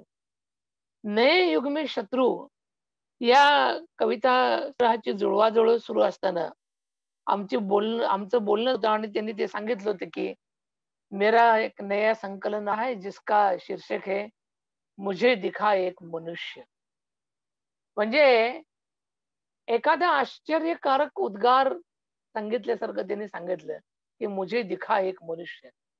म्हणजे एक अत्यंत पहाडी प्रदेशातल्या छोट्या गावातून आलेला एक कवी या संपूर्ण महानगरामध्ये जे काही अनुभव करतो त्या सगळ्या गोष्टींचा उहापोह त्यांनी आधीच्या संग्रहामध्ये घेतला होताच.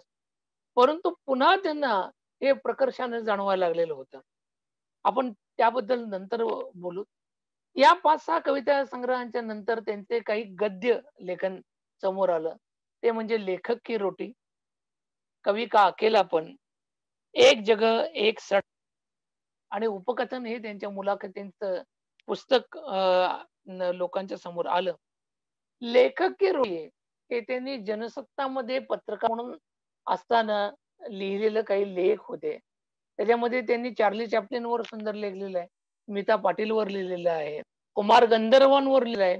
ऋत्विक घटक यांच्यावर लिहिलेलं आहे आणि परत एक बेतरतीब डायरी याच्यामध्ये त्यांनी त्यांच्या साहित्यविषयक टिपण लिहिलेलं आहे. हिंदी साहित्यामध्ये कवींच्या गद्य लेखनाचा हा जो एक भाग आहे तो त्यांच्या कविते इतकाच मोहक आहे. त्यांचं गद्य जे आहे ते त्यांच्या कवितांनी इतकंच मोहक आहे. मग राजेश जोशींचं असेल, अरुण कमलचं असेल किंवा मंगलेश डबरालांचं असेल. ते आले दिल्लीला आणि त्यांनी पत्रकार म्हणून त्यांचं कारकीर्द सुरू केली आणि या काळात पूर्वग्रह, अमृत प्रभात, त्यानंतर हिंदी पेट्रियट, पूर्वग्रह, अमृत प्रभात हे जात आणि अशा पद्धतीनं पत्रकार म्हणून त्यांनी त्यांची कारकीर्द सुरू केली. डबरालांच्या साहित्य अकादमीने आयोजित केलेल्या श्रद्धांजली सभेत मला आमंत्रित केलं होतं आणि तिथे त्यांच्या सहकार्याने सांगितलं की ते एखादा लेख अशा पद्धतीने संपादित करत की त्यानंतर त्यामध्ये एखादा शब्द सुद्धा लिहिला तर तो जास्त होईल किंवा एखादा शब्द काढला तर तो संपूर्ण लेख निरर्थक ठरेल. अशा पद्धतीचा एक साक्षेपी संपादक त्या पत्रकार जनसत्ताला त्यानंतर त्यांनी सहारा समयच्या राष्ट्रीय सहारा नावाच्या साप्ताहिकात काम केलं. एका पत्रिकेमध्ये त्यांनी काम केलं. हे त्यांचं कविता आणि गद्य लेखनाचं आहे. मी ज्या क्षेत्रात काम करतो अनुवादाच्या त्या क्षेत्रातलंही मंगलेश डबरालांचं योगदान हे खूप मोठं आहे. कारण त्यांनी हरमन हेस्तेच्या सिद्धार्थ कादरीचं त्यांनी हिंदी अनुवाद केलेला आहे. त्यानंतर नवारुण भट्टाचार्य यांच्या बंगाली कविता संग्रहाचा त्यांनी अनुवाद केलेला आहे. इतकंच नाही तर अलीकडे अरुंधती राय यांच्या the ministry of utmost happiness या कादंबरीचा त्यांनी अनुवाद केलेला आहे. आणि 2014 मध्ये नवी दिल्लीमध्ये झालेल्या विश्व कविता तर त्यांनी सबद या नावाने साहित्य अकादमीसाठी संपादन केलेलं आहे. ही झाली संपूर्ण त्यांची साहित्यिक कारकीर्द. परंतु मंगलेश डबराल ज्या काळामध्ये गेले तर ते त्यांचं अकाली जाणं होतं, कारण का आत्ता ते खूप मोठ्या ऊर्जेनं ते लिहित होते आणि अजून खूप काही साहित्य त्यांचं येणं बाकी राहिलेलं होतं. डबराल ज्या वेळेला हिंदीच्या कविता क्षेत्रामध्ये आले त्यावेळेचं वास्तव हे अत्यंत भयंकर होतं. म्हणजे स्वातंत्र्य प्राप्तीनंतर पंचवार्षिक योजना या असफल झाल्या. त्यानंतर भ्रष्टाचाराचे अनेक प्रकार लोकांच्या समोर उघडकीस आहे आणि राजकीय सामाजिक संदर्भ घेऊन त्यांनी अनेक साहित्यामध्ये कवितांमध्ये ते राजकीय साहित्यिक संदर्भ त्यांच्यामध्ये आले. पहिल्या संग्रहातच त्यांचे सांस्कृतिक किंवा राजकीय यातले संदर्भ आपल्याला जाणवतात. ते म्हणजे साम्राज्ञी नावाची त्यांची एक कविता आहे जी आणीबाणीच्या काळावर लिहिली गेलेली आहे आणि हा त्यांचा जो एक भाग आहे तो शेवटच्या कविता संग्रहापर्यंत आपल्याला पाहायला मिळतो. त्यांच्या कवितांची जर का आपण काही विषयवार किंवा आशयवार वर्गीकरण करायचं म्हटलं तर एकीकडं सामाजिक आशयाची अत्यंत प्रखर अशी त्यांनी कविता लिहिलेली आहे. दुसरीकडं हा कवी केवळ सामाजिक आशयाचीच कविता लिहितो असं नाही, तर जे गाव सोडून आल्यामुळं ते सर्व कवी किंवा लेखक वेगवेगळ्या महानगरामध्ये विस्थापित झाले. त्या विस्थापित कवींचं प्रतिनिधित्व करे ही मंगलेश डबराल. त्यामुळे पुन्हा त्यांचं लक्ष त्यांच्या गावाकडे जातं, पहाडी प्रदेशाकडे जातं. जो कविता संग्रह मी अनुवादित केला त्यांना साहित्य अकादमी पुरस्कार मिळालेला होता त्या कविता संग्रहासाठी, हम जो देखते हैं 2000 सालचा. आणि त्याचा मी अनुवाद केला आपण जे पाहतो या शीर्षकाने.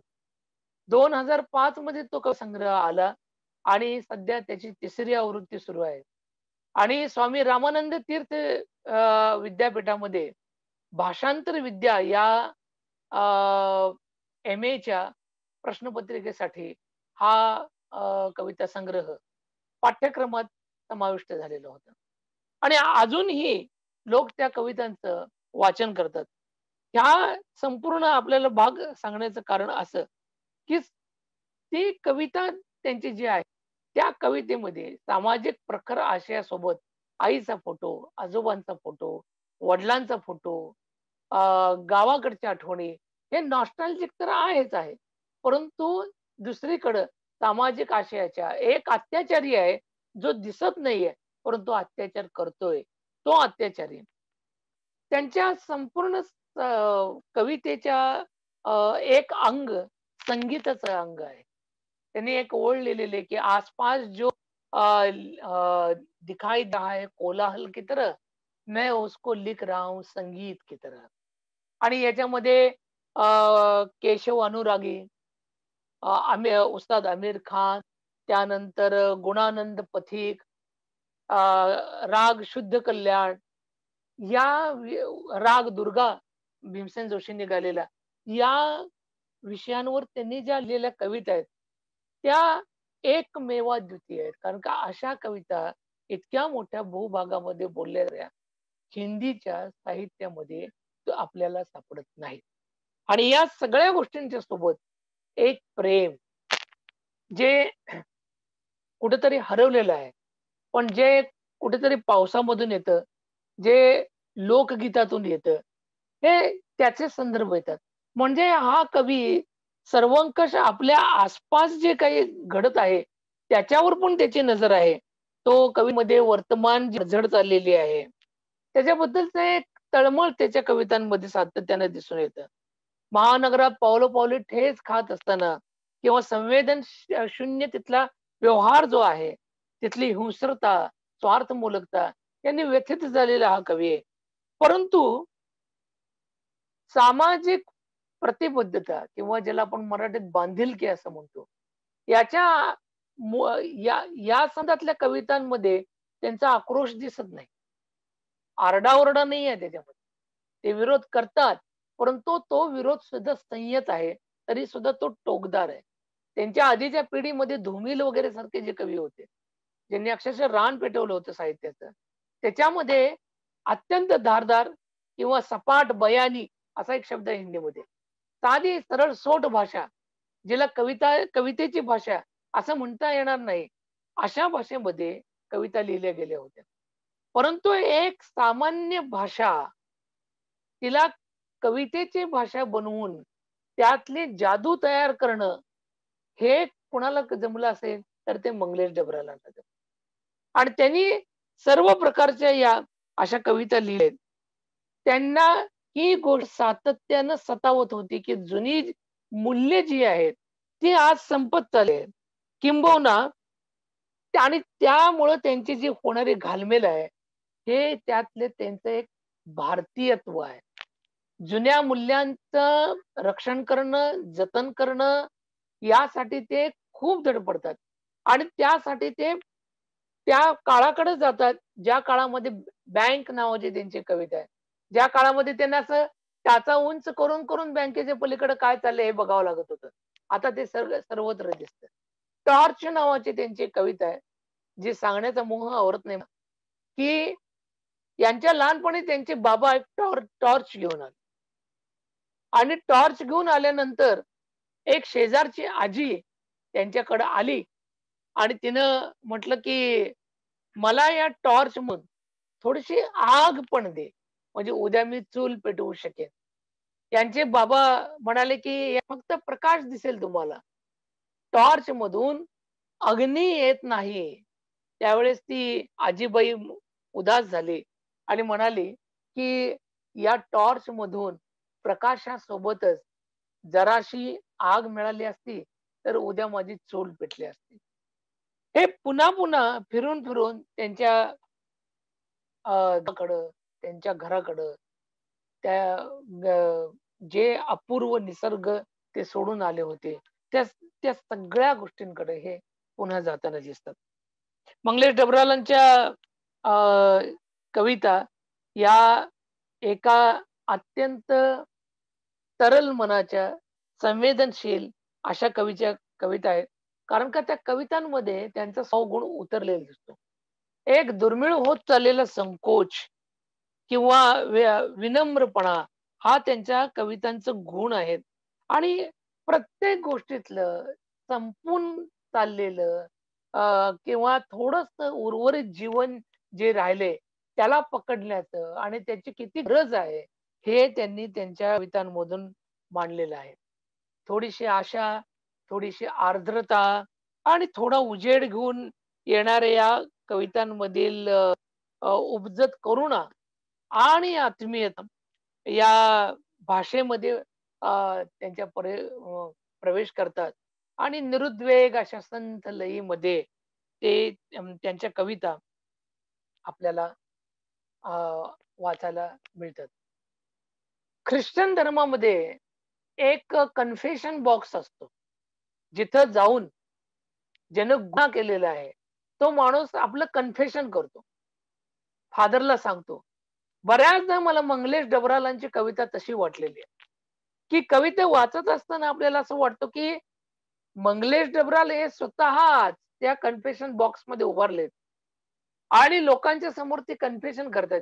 परंतु कविता संपता संपता मंगलेश डबरालांच्या ठिकाणी आपण त्या कन्फेशन बॉक्स मध्ये आहोत, अशा पद्धतीचा भाव हा आपल्या कवितेमध्ये, त्यांच्या कवितेमध्ये जाणवतो. आणि या अशा त्यांच्या कविता आहेत. त्यांचे कविता कशी आहे, त्यांचे संग्रह काय आहे, त्यांचं लेखन काय आहे, याबद्दल मी बोललो. आता मी थोडस अनुवादाबाबत बोलतो. खर तर हा एक भ्रम आहे की मराठी आणि हिंदी या खूप जवळच्या भाषा आहेत त्यांची लिपी पण एक आहे. मग यामध्ये अनुवाद कशा करायचा किंवा अनुवादाची आवश्यकता ती काय? परंतु या अत्यंत जवळच्या भाषा भगिनी असल्या तरी सुद्धा त्याच्यामध्ये खूप प्रकारचे असे वेगवेगळे संदर्भ तुम्हाला सांगता येतील, की दोन्ही भाषांमध्ये समान असे शब्द आहेत, परंतु त्यांचा अर्थ हा पराकोटीचा विपरीत आहे. मी इथं काही मराठी शब्द सांगतो, त्याचा मराठी अर्थ आपल्याला माहितीच आहे, परंतु हिंदी अर्थ एकदम निराळा त्याचा. म्हणजे ऊन, आपल्याकडं ऊन ऊनच आहे, तिकडं लोकर आहे. अस्वस्थ, आपल्याकडं अस्वस्थ आहे, परंतु तिकडं अत्यावस्थ आहे. प्रकृती, आपल्याकडे निसर्ग, आपल्याकडे तब्येत आहे, तिकडे निसर्ग आहे. चेष्टा, आपल्याकडे मस्करी आहे, तर तिकडे प्रयत्न आहेत. अट्टहास म्हणजे आपल्याकडे प्रयत्नांची पराकाष्ठा आहे, तर हिंदीमध्ये खो खो हसणं आहे. सहसा म्हणजे आपल्याकडे बरं आहे, सहसा आहे, पण तिकडे अचानक आहे. खत, आपल्याकडं आपण शेतात घालतो, तिकडे ते लिहितात पत्र. यातायात, आपल्याकडं वैद्य आहे, तर तिकडे दळणवळण आहे. या गोष्टी किंवा लिंग व्यवस्था जी आहे, आत्मा आपल्याकडं पुल्लिंग आहे, तिकडे स्त्रीलिंग आहे. पोलीस, नाक, खुशबू, नोट, आवाज, हे सगळे शब्द तिकडं स्त्रीलिंगमध्ये आहेत. कारण का हिंदीमध्ये नपुंसक लिंग नाही. वचन व्यवस्थेच्या बाबतीत बघा, तिकडे ते रोशनी या, हवा आहे, बारिश आहे, जानकारी या, असं सहज करू शकतात. मराठीमध्ये तसं होत नाही. प्रकाशाचं अनेक वचन प्रकाशच राहतं. हवाचा अनेक वचन अनेक हवा आहे जसं करतात, तसं मराठीमध्ये होत नाही. भाव जाणीव, आपण भाव जाणीव एखाद्या संकटातून आपण ज्यावेळेस सुटतो, त्यावेळेस आपण निश्वास टाकतो. परंतु हिंदीवाले लोक निश्वास टाकत नाहीत, तर राहत की सांस लेते हैं. भाव एकच आहे संकटातून सुटल्याचा. उधर वे आहे भरते हैं और हम उसा से टाकतो. किंवा भाषा किंवा प्रत्येक भाषेची एक तब्येत असते, त्याचा सुगंध असतो. तिकडं चुकामुक, कैरी, चहाचा आधण यासाठी शब्द नाहीत.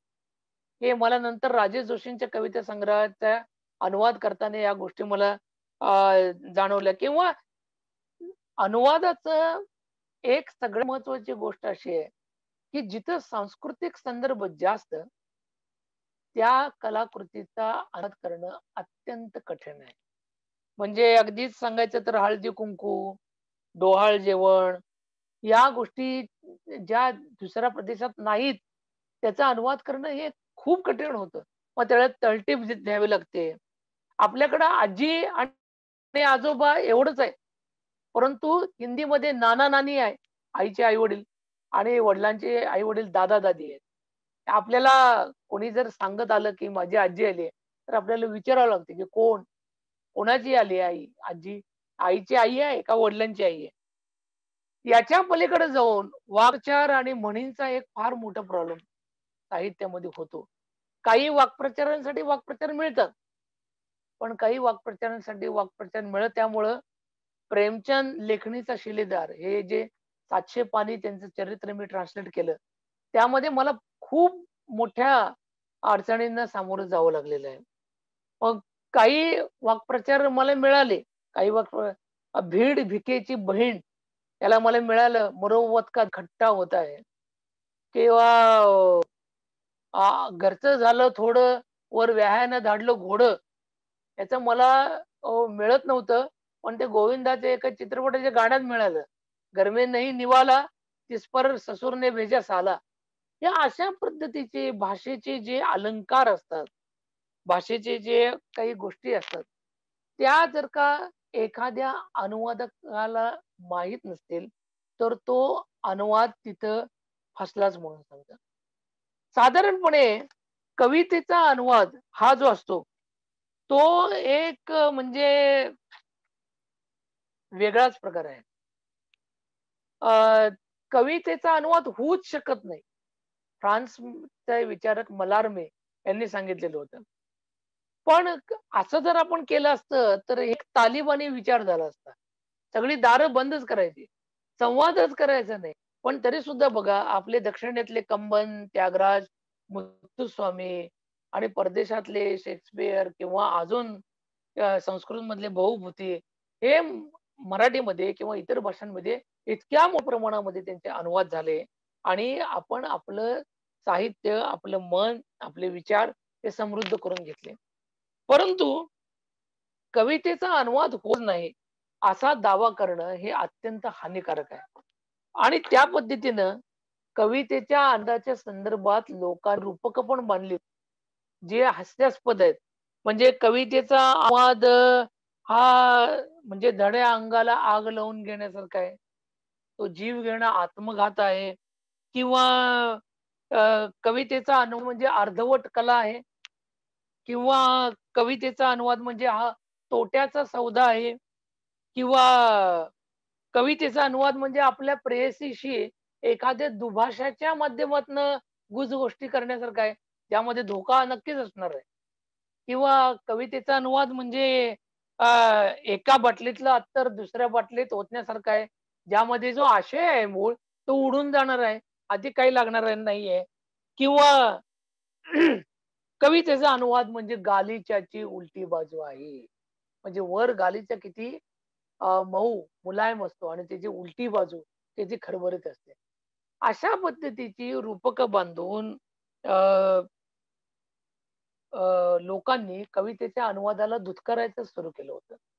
परंतु अनुवादक क्षेत्रातले मोठे विचारक ए.के. रामानुजन यांनी सांगितलं होतं, की only a poem translate another.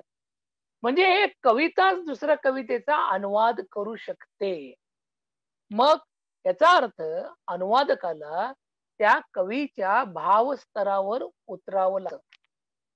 एक खूप सुंदर वाक्य आहे, की कवितेचा अनुवाद म्हणजे कवी आणि अनुवादक हे दोघं एकच स्वप्न बघत असतात. कवीने ते आधी बघितलं असतं आणि ते अनुवादला आपल्या भाषेमध्ये बघून ते लोकांना सांगावं लागतं, की हे एक स्वप्न आहे. या अर्थाने ते पुनःसृजन आहे. अनुवाद हे दुय्यम कार्य नाहीये, तर या अर्थाने ते पुनःसृजन आहे. आणि कवितेच्या बाबतीत म्हणाल, तर त्यामधले प्रतीक, त्यामधल्या प्रतिमा, त्यामधल्या इतर जे काही गोष्टी आहेत, त्यांना समजणं किंवा डबरालांच्याच एका कवितेमधली मला ओळ समजली नव्हती, की बच्चों के बारे में एक झगड़ा है कि आखिर उनको कौन चाहता है? कौन चाहता है जे 2-3 अर्थ निघाले, की त्यांच्यावर प्रेम कोण करतं? किंवा त्यांना जीव कोण लावतं? तर अमेरिका में कविता नावाची कविता आहे. तर बच्चों के बारे में एक झगड़ा है कि आखिर उन्हें कौन चाहता है? म्हणजे मुलं पाहिजेत कुणाला? असा त्या कवितेचा त्या ओळीचा मूळ अर्थ होता. अशा पद्धतीनं अनुवादकाला त्याचा रस्ता शोधावा लागतो. गालिबचा एक म्हणजे हे स्वतःहून संकट ओढावून घेण्यासारखं आहे कवितेचा अनुवाद. कारण मी आतापर्यंत 4 ते 5 कविता संग्रह अनुवाद केले. मंगलेश डबराल, राजेश जोशी, केदारनाथ सिंह, पवन करण, मुनीक क्षमासागर यांच्या निवडक कविता. मला दरवेळेला हे वाटत आलेलं आहे, की हे आपण अत्यंत संकट ओढावून घेत आहे. कारण का हे म्हणजे जंगलात स्वतः हरवून घेणं आहे आणि तिथून परत वाट शोधत परत येणं आहे. हे गालिबच्या एका गझलचा शेर आहे, की वाय दीवानगी ए शौक की हरदम मुझको. त्याने प्रेमाबद्दल म्हटलेलं होतं आणि अनुवादाला सुद्धा लव्हज लेबर असं म्हटलेलं आहे. हे प्रेमाचे श्रम आहेत. वाय दीवानगी है शौक की हरदम मुझको, आप जाना उधर और आप ही हैरान होना. म्हणजे स्वतःच तिकडे जायचं आणि स्वतःच परेशान व्हायचंय. बस के दुश्वार है हर काम का आसान होना, आदमी को भी मयस्सर नहीं सा होना, या गझल मधला तो शेर आहे. कवितेच्या अनुवादामध्ये मी अशा पद्धतीने करतो, की ते करतो आणि ठेवून देतो. विसरून जातो. 6-7 महिन्यानंतर मी ते परत बघतो. त्यावेळेला मला त्यामधल्या शक्यता जाणवायला सुरुवात होतात. अनुवादाचं क्षेत्र हे त्यांच्या शक्यतांचं क्षेत्र आहे आणि त्यामध्ये कवितेच्या अनुवादात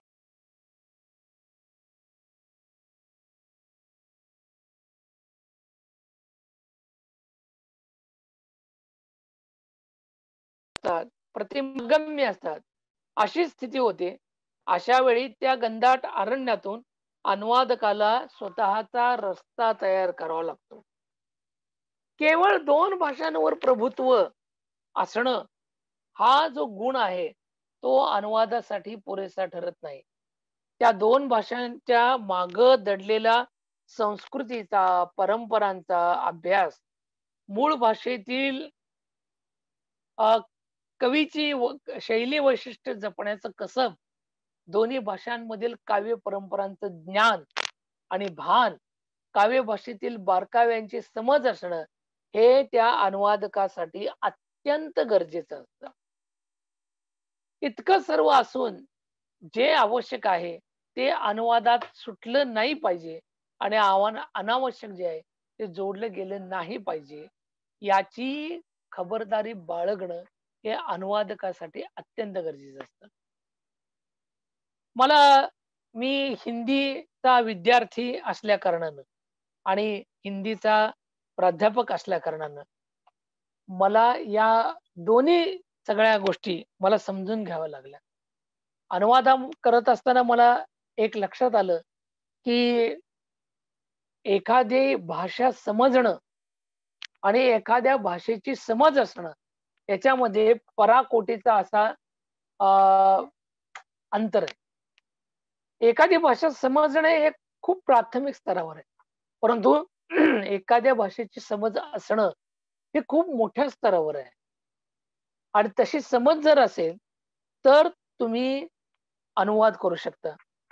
अनुवाद करत असताना बऱ्याचशा गोष्टींमध्ये तडजोड करावी लागते, की जे मी या कविता संग्रहात केली, की काम चल जाता है साठी मी काही बिघडत नाही.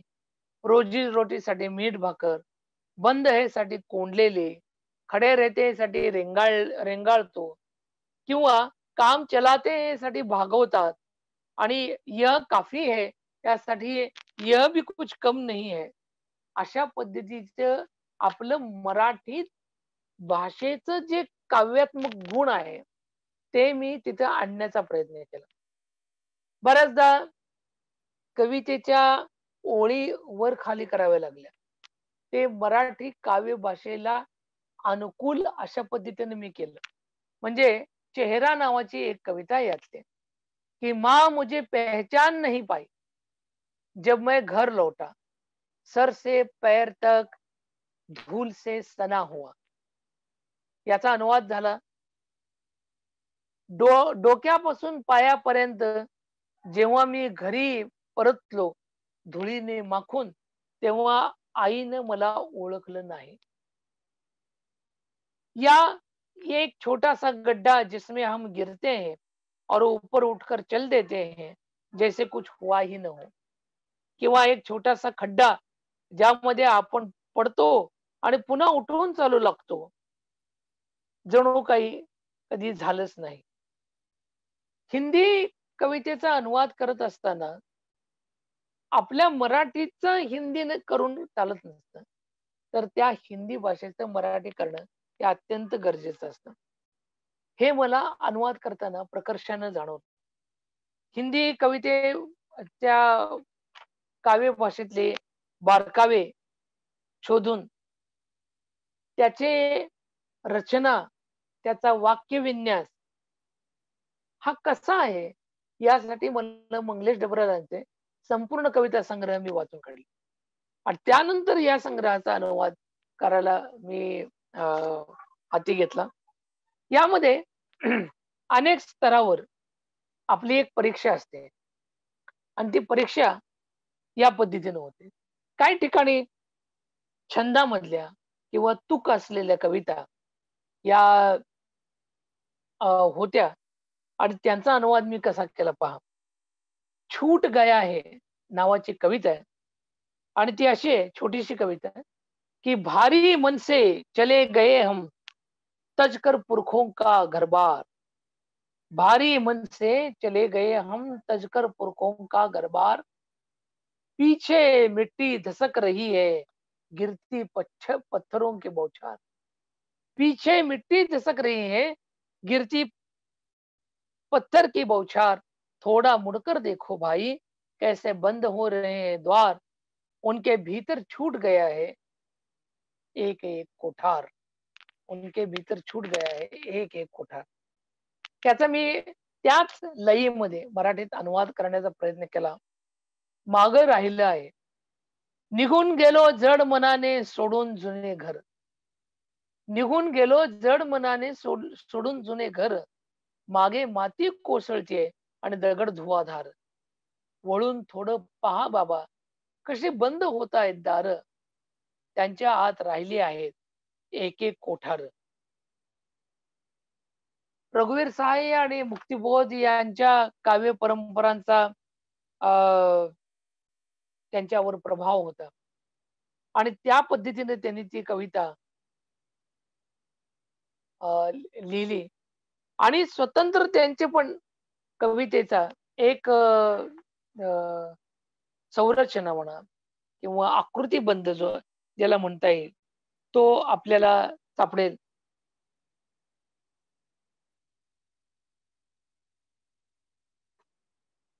डबरालांचा एक कविता आहे ज्यामधून ते त्या कवीची इच्छा सांगतात आणि यामध्ये शेवटच्या ओळीमध्ये मी ते मराठी कवितेला अनुकूल कसं केलं आहे हे पाहूया कि एक सरल वाक्य बचाना मेरा उद्देश्य है. मसलन यह कि हम इंसान हैं. मैं चाहता हूं इस वाक्य की सच्चाई बची रहे. सड़क पर जो नारा सुनाई दे रहा है वह बचा रहे अपने अर्थ के साथ. मैं चाहता हूं निराशा बची रहे जो फिर से एक उम्मीद पैदा करती है अपने लिए. शब्द बचे रहे जो चिड़ियों की तरह कभी पकड़ में नहीं आते. प्रेम में बचकानापन बचा रहे. कवियों में बची रहे थोडी लज्जा. शेवटच्या काही ओळीमध्ये हे अशा पद्धतीने मी केलं की मला वाटतं निराशा टिकून राहावी जी पुन्हा एक आशा जन्माला घालते आपल्यासाठी. शब्द टिकून राहावे जे चिमण्यांसारखे कधी पकडीत येत नाहीत. प्रेमात टिकून राहावा बालिशपणा. कवींमध्ये टिकून राहावी थोडीशी लज्जा.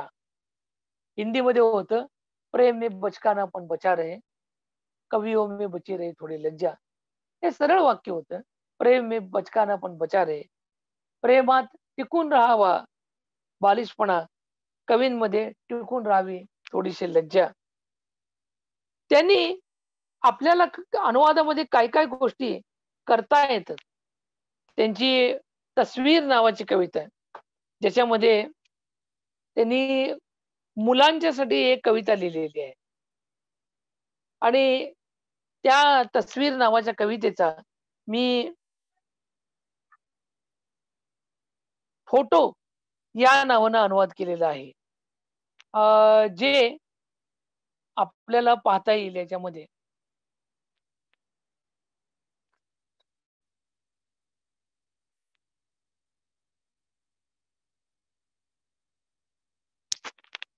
निसर्गाशी हा कवी किती अभिन्नपणे बांधला गेलेला आहे पहा कि बहुत पहले सिर्फ आसमान था जो कई रंगों में बदलता था.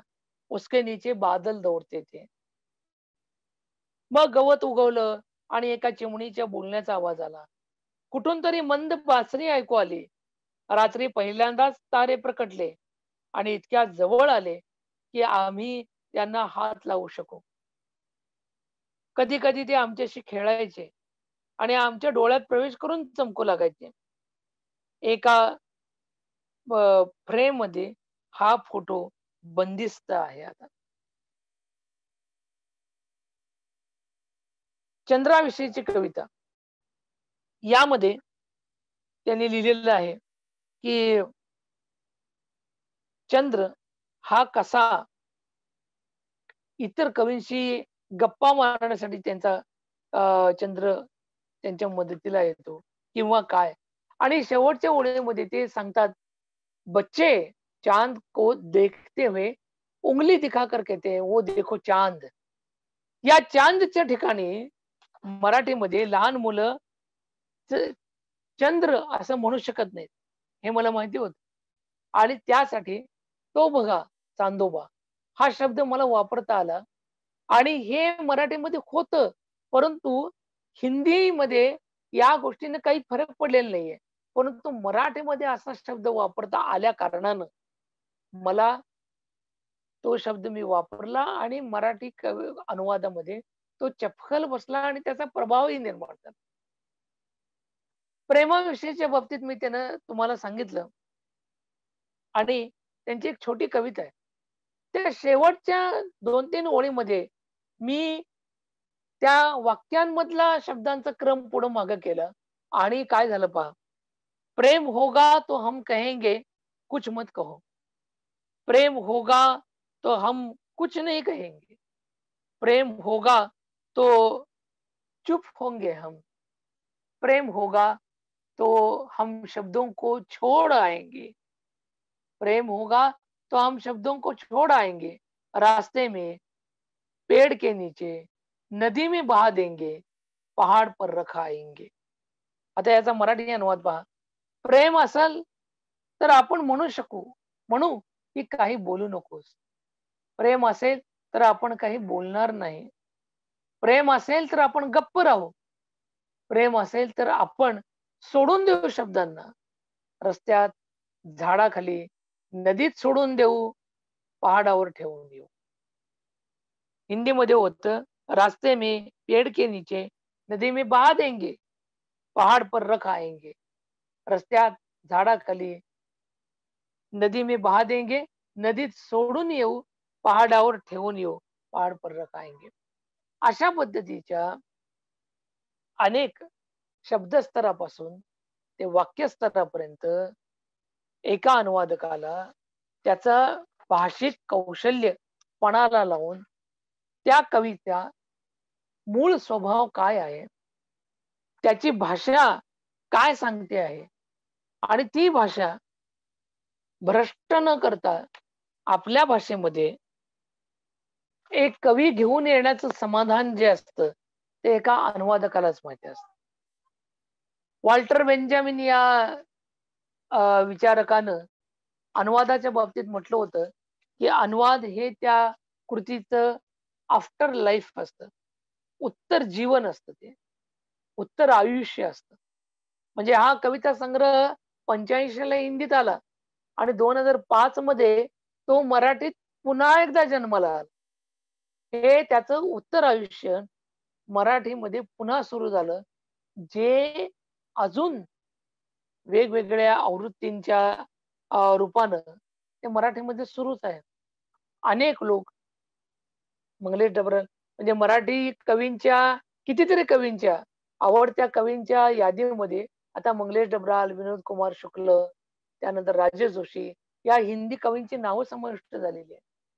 तर या व्याख्यानाचा शेवट करताना मला तुम्हाला सांगावं लागेल की पहाडी प्रदेशातलं छोटं गाव सोडून पोटापाण्यासाठी महानगरात आलेल्या एका विस्थापित कवीच्या या कविता होत्या.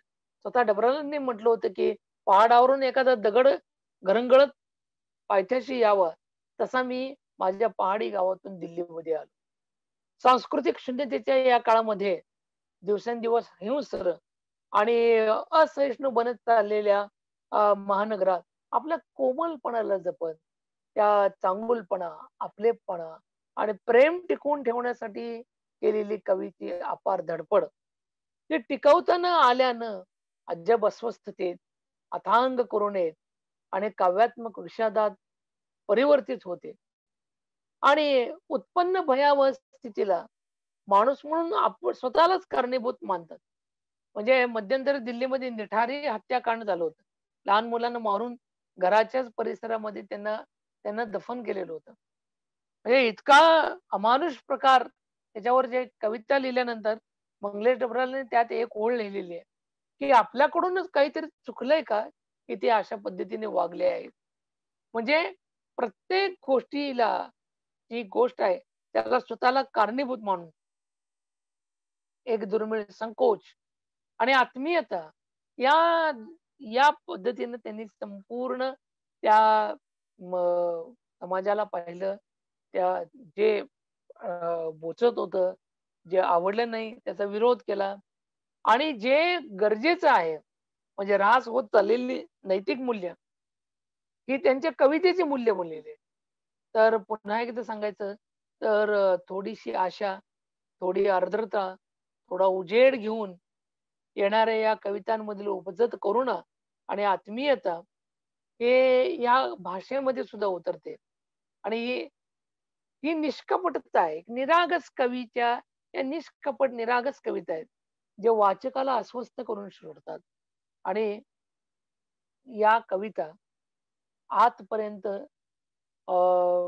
वाचणाऱ्यांना हलवून सोडतात, विचार करायला विवश करतात आणि प्रेरित करतात. आणि अशा पद्धतीचा हा कवी, ज्याचं साहित्य म्हटलं तर भरपूर आहे, पण अजून भरपूर साहित्य लिहिण्याची त्यांची शक्यता होती. तर त्याबद्दल म्हणजे मंगलेश डबराल यांच्याबद्दल, थोडं अनुवादाबद्दल आणि त्यांच्या संग्रहाचा अनुवाद करत असताना मला काय काय आले ते अनुभव कथन करण्याबद्दल मला इथं आमंत्रित केलं. त्याबद्दल पुनश्च मी एकदा सर्व संस्था, घटक संस्था, या कार्यक्रमाचे आयोजक या सर्वांचे मी आभार मानतो आणि इथं थांबतो. धन्यवाद. धन्यवाद जेऊरकर सर.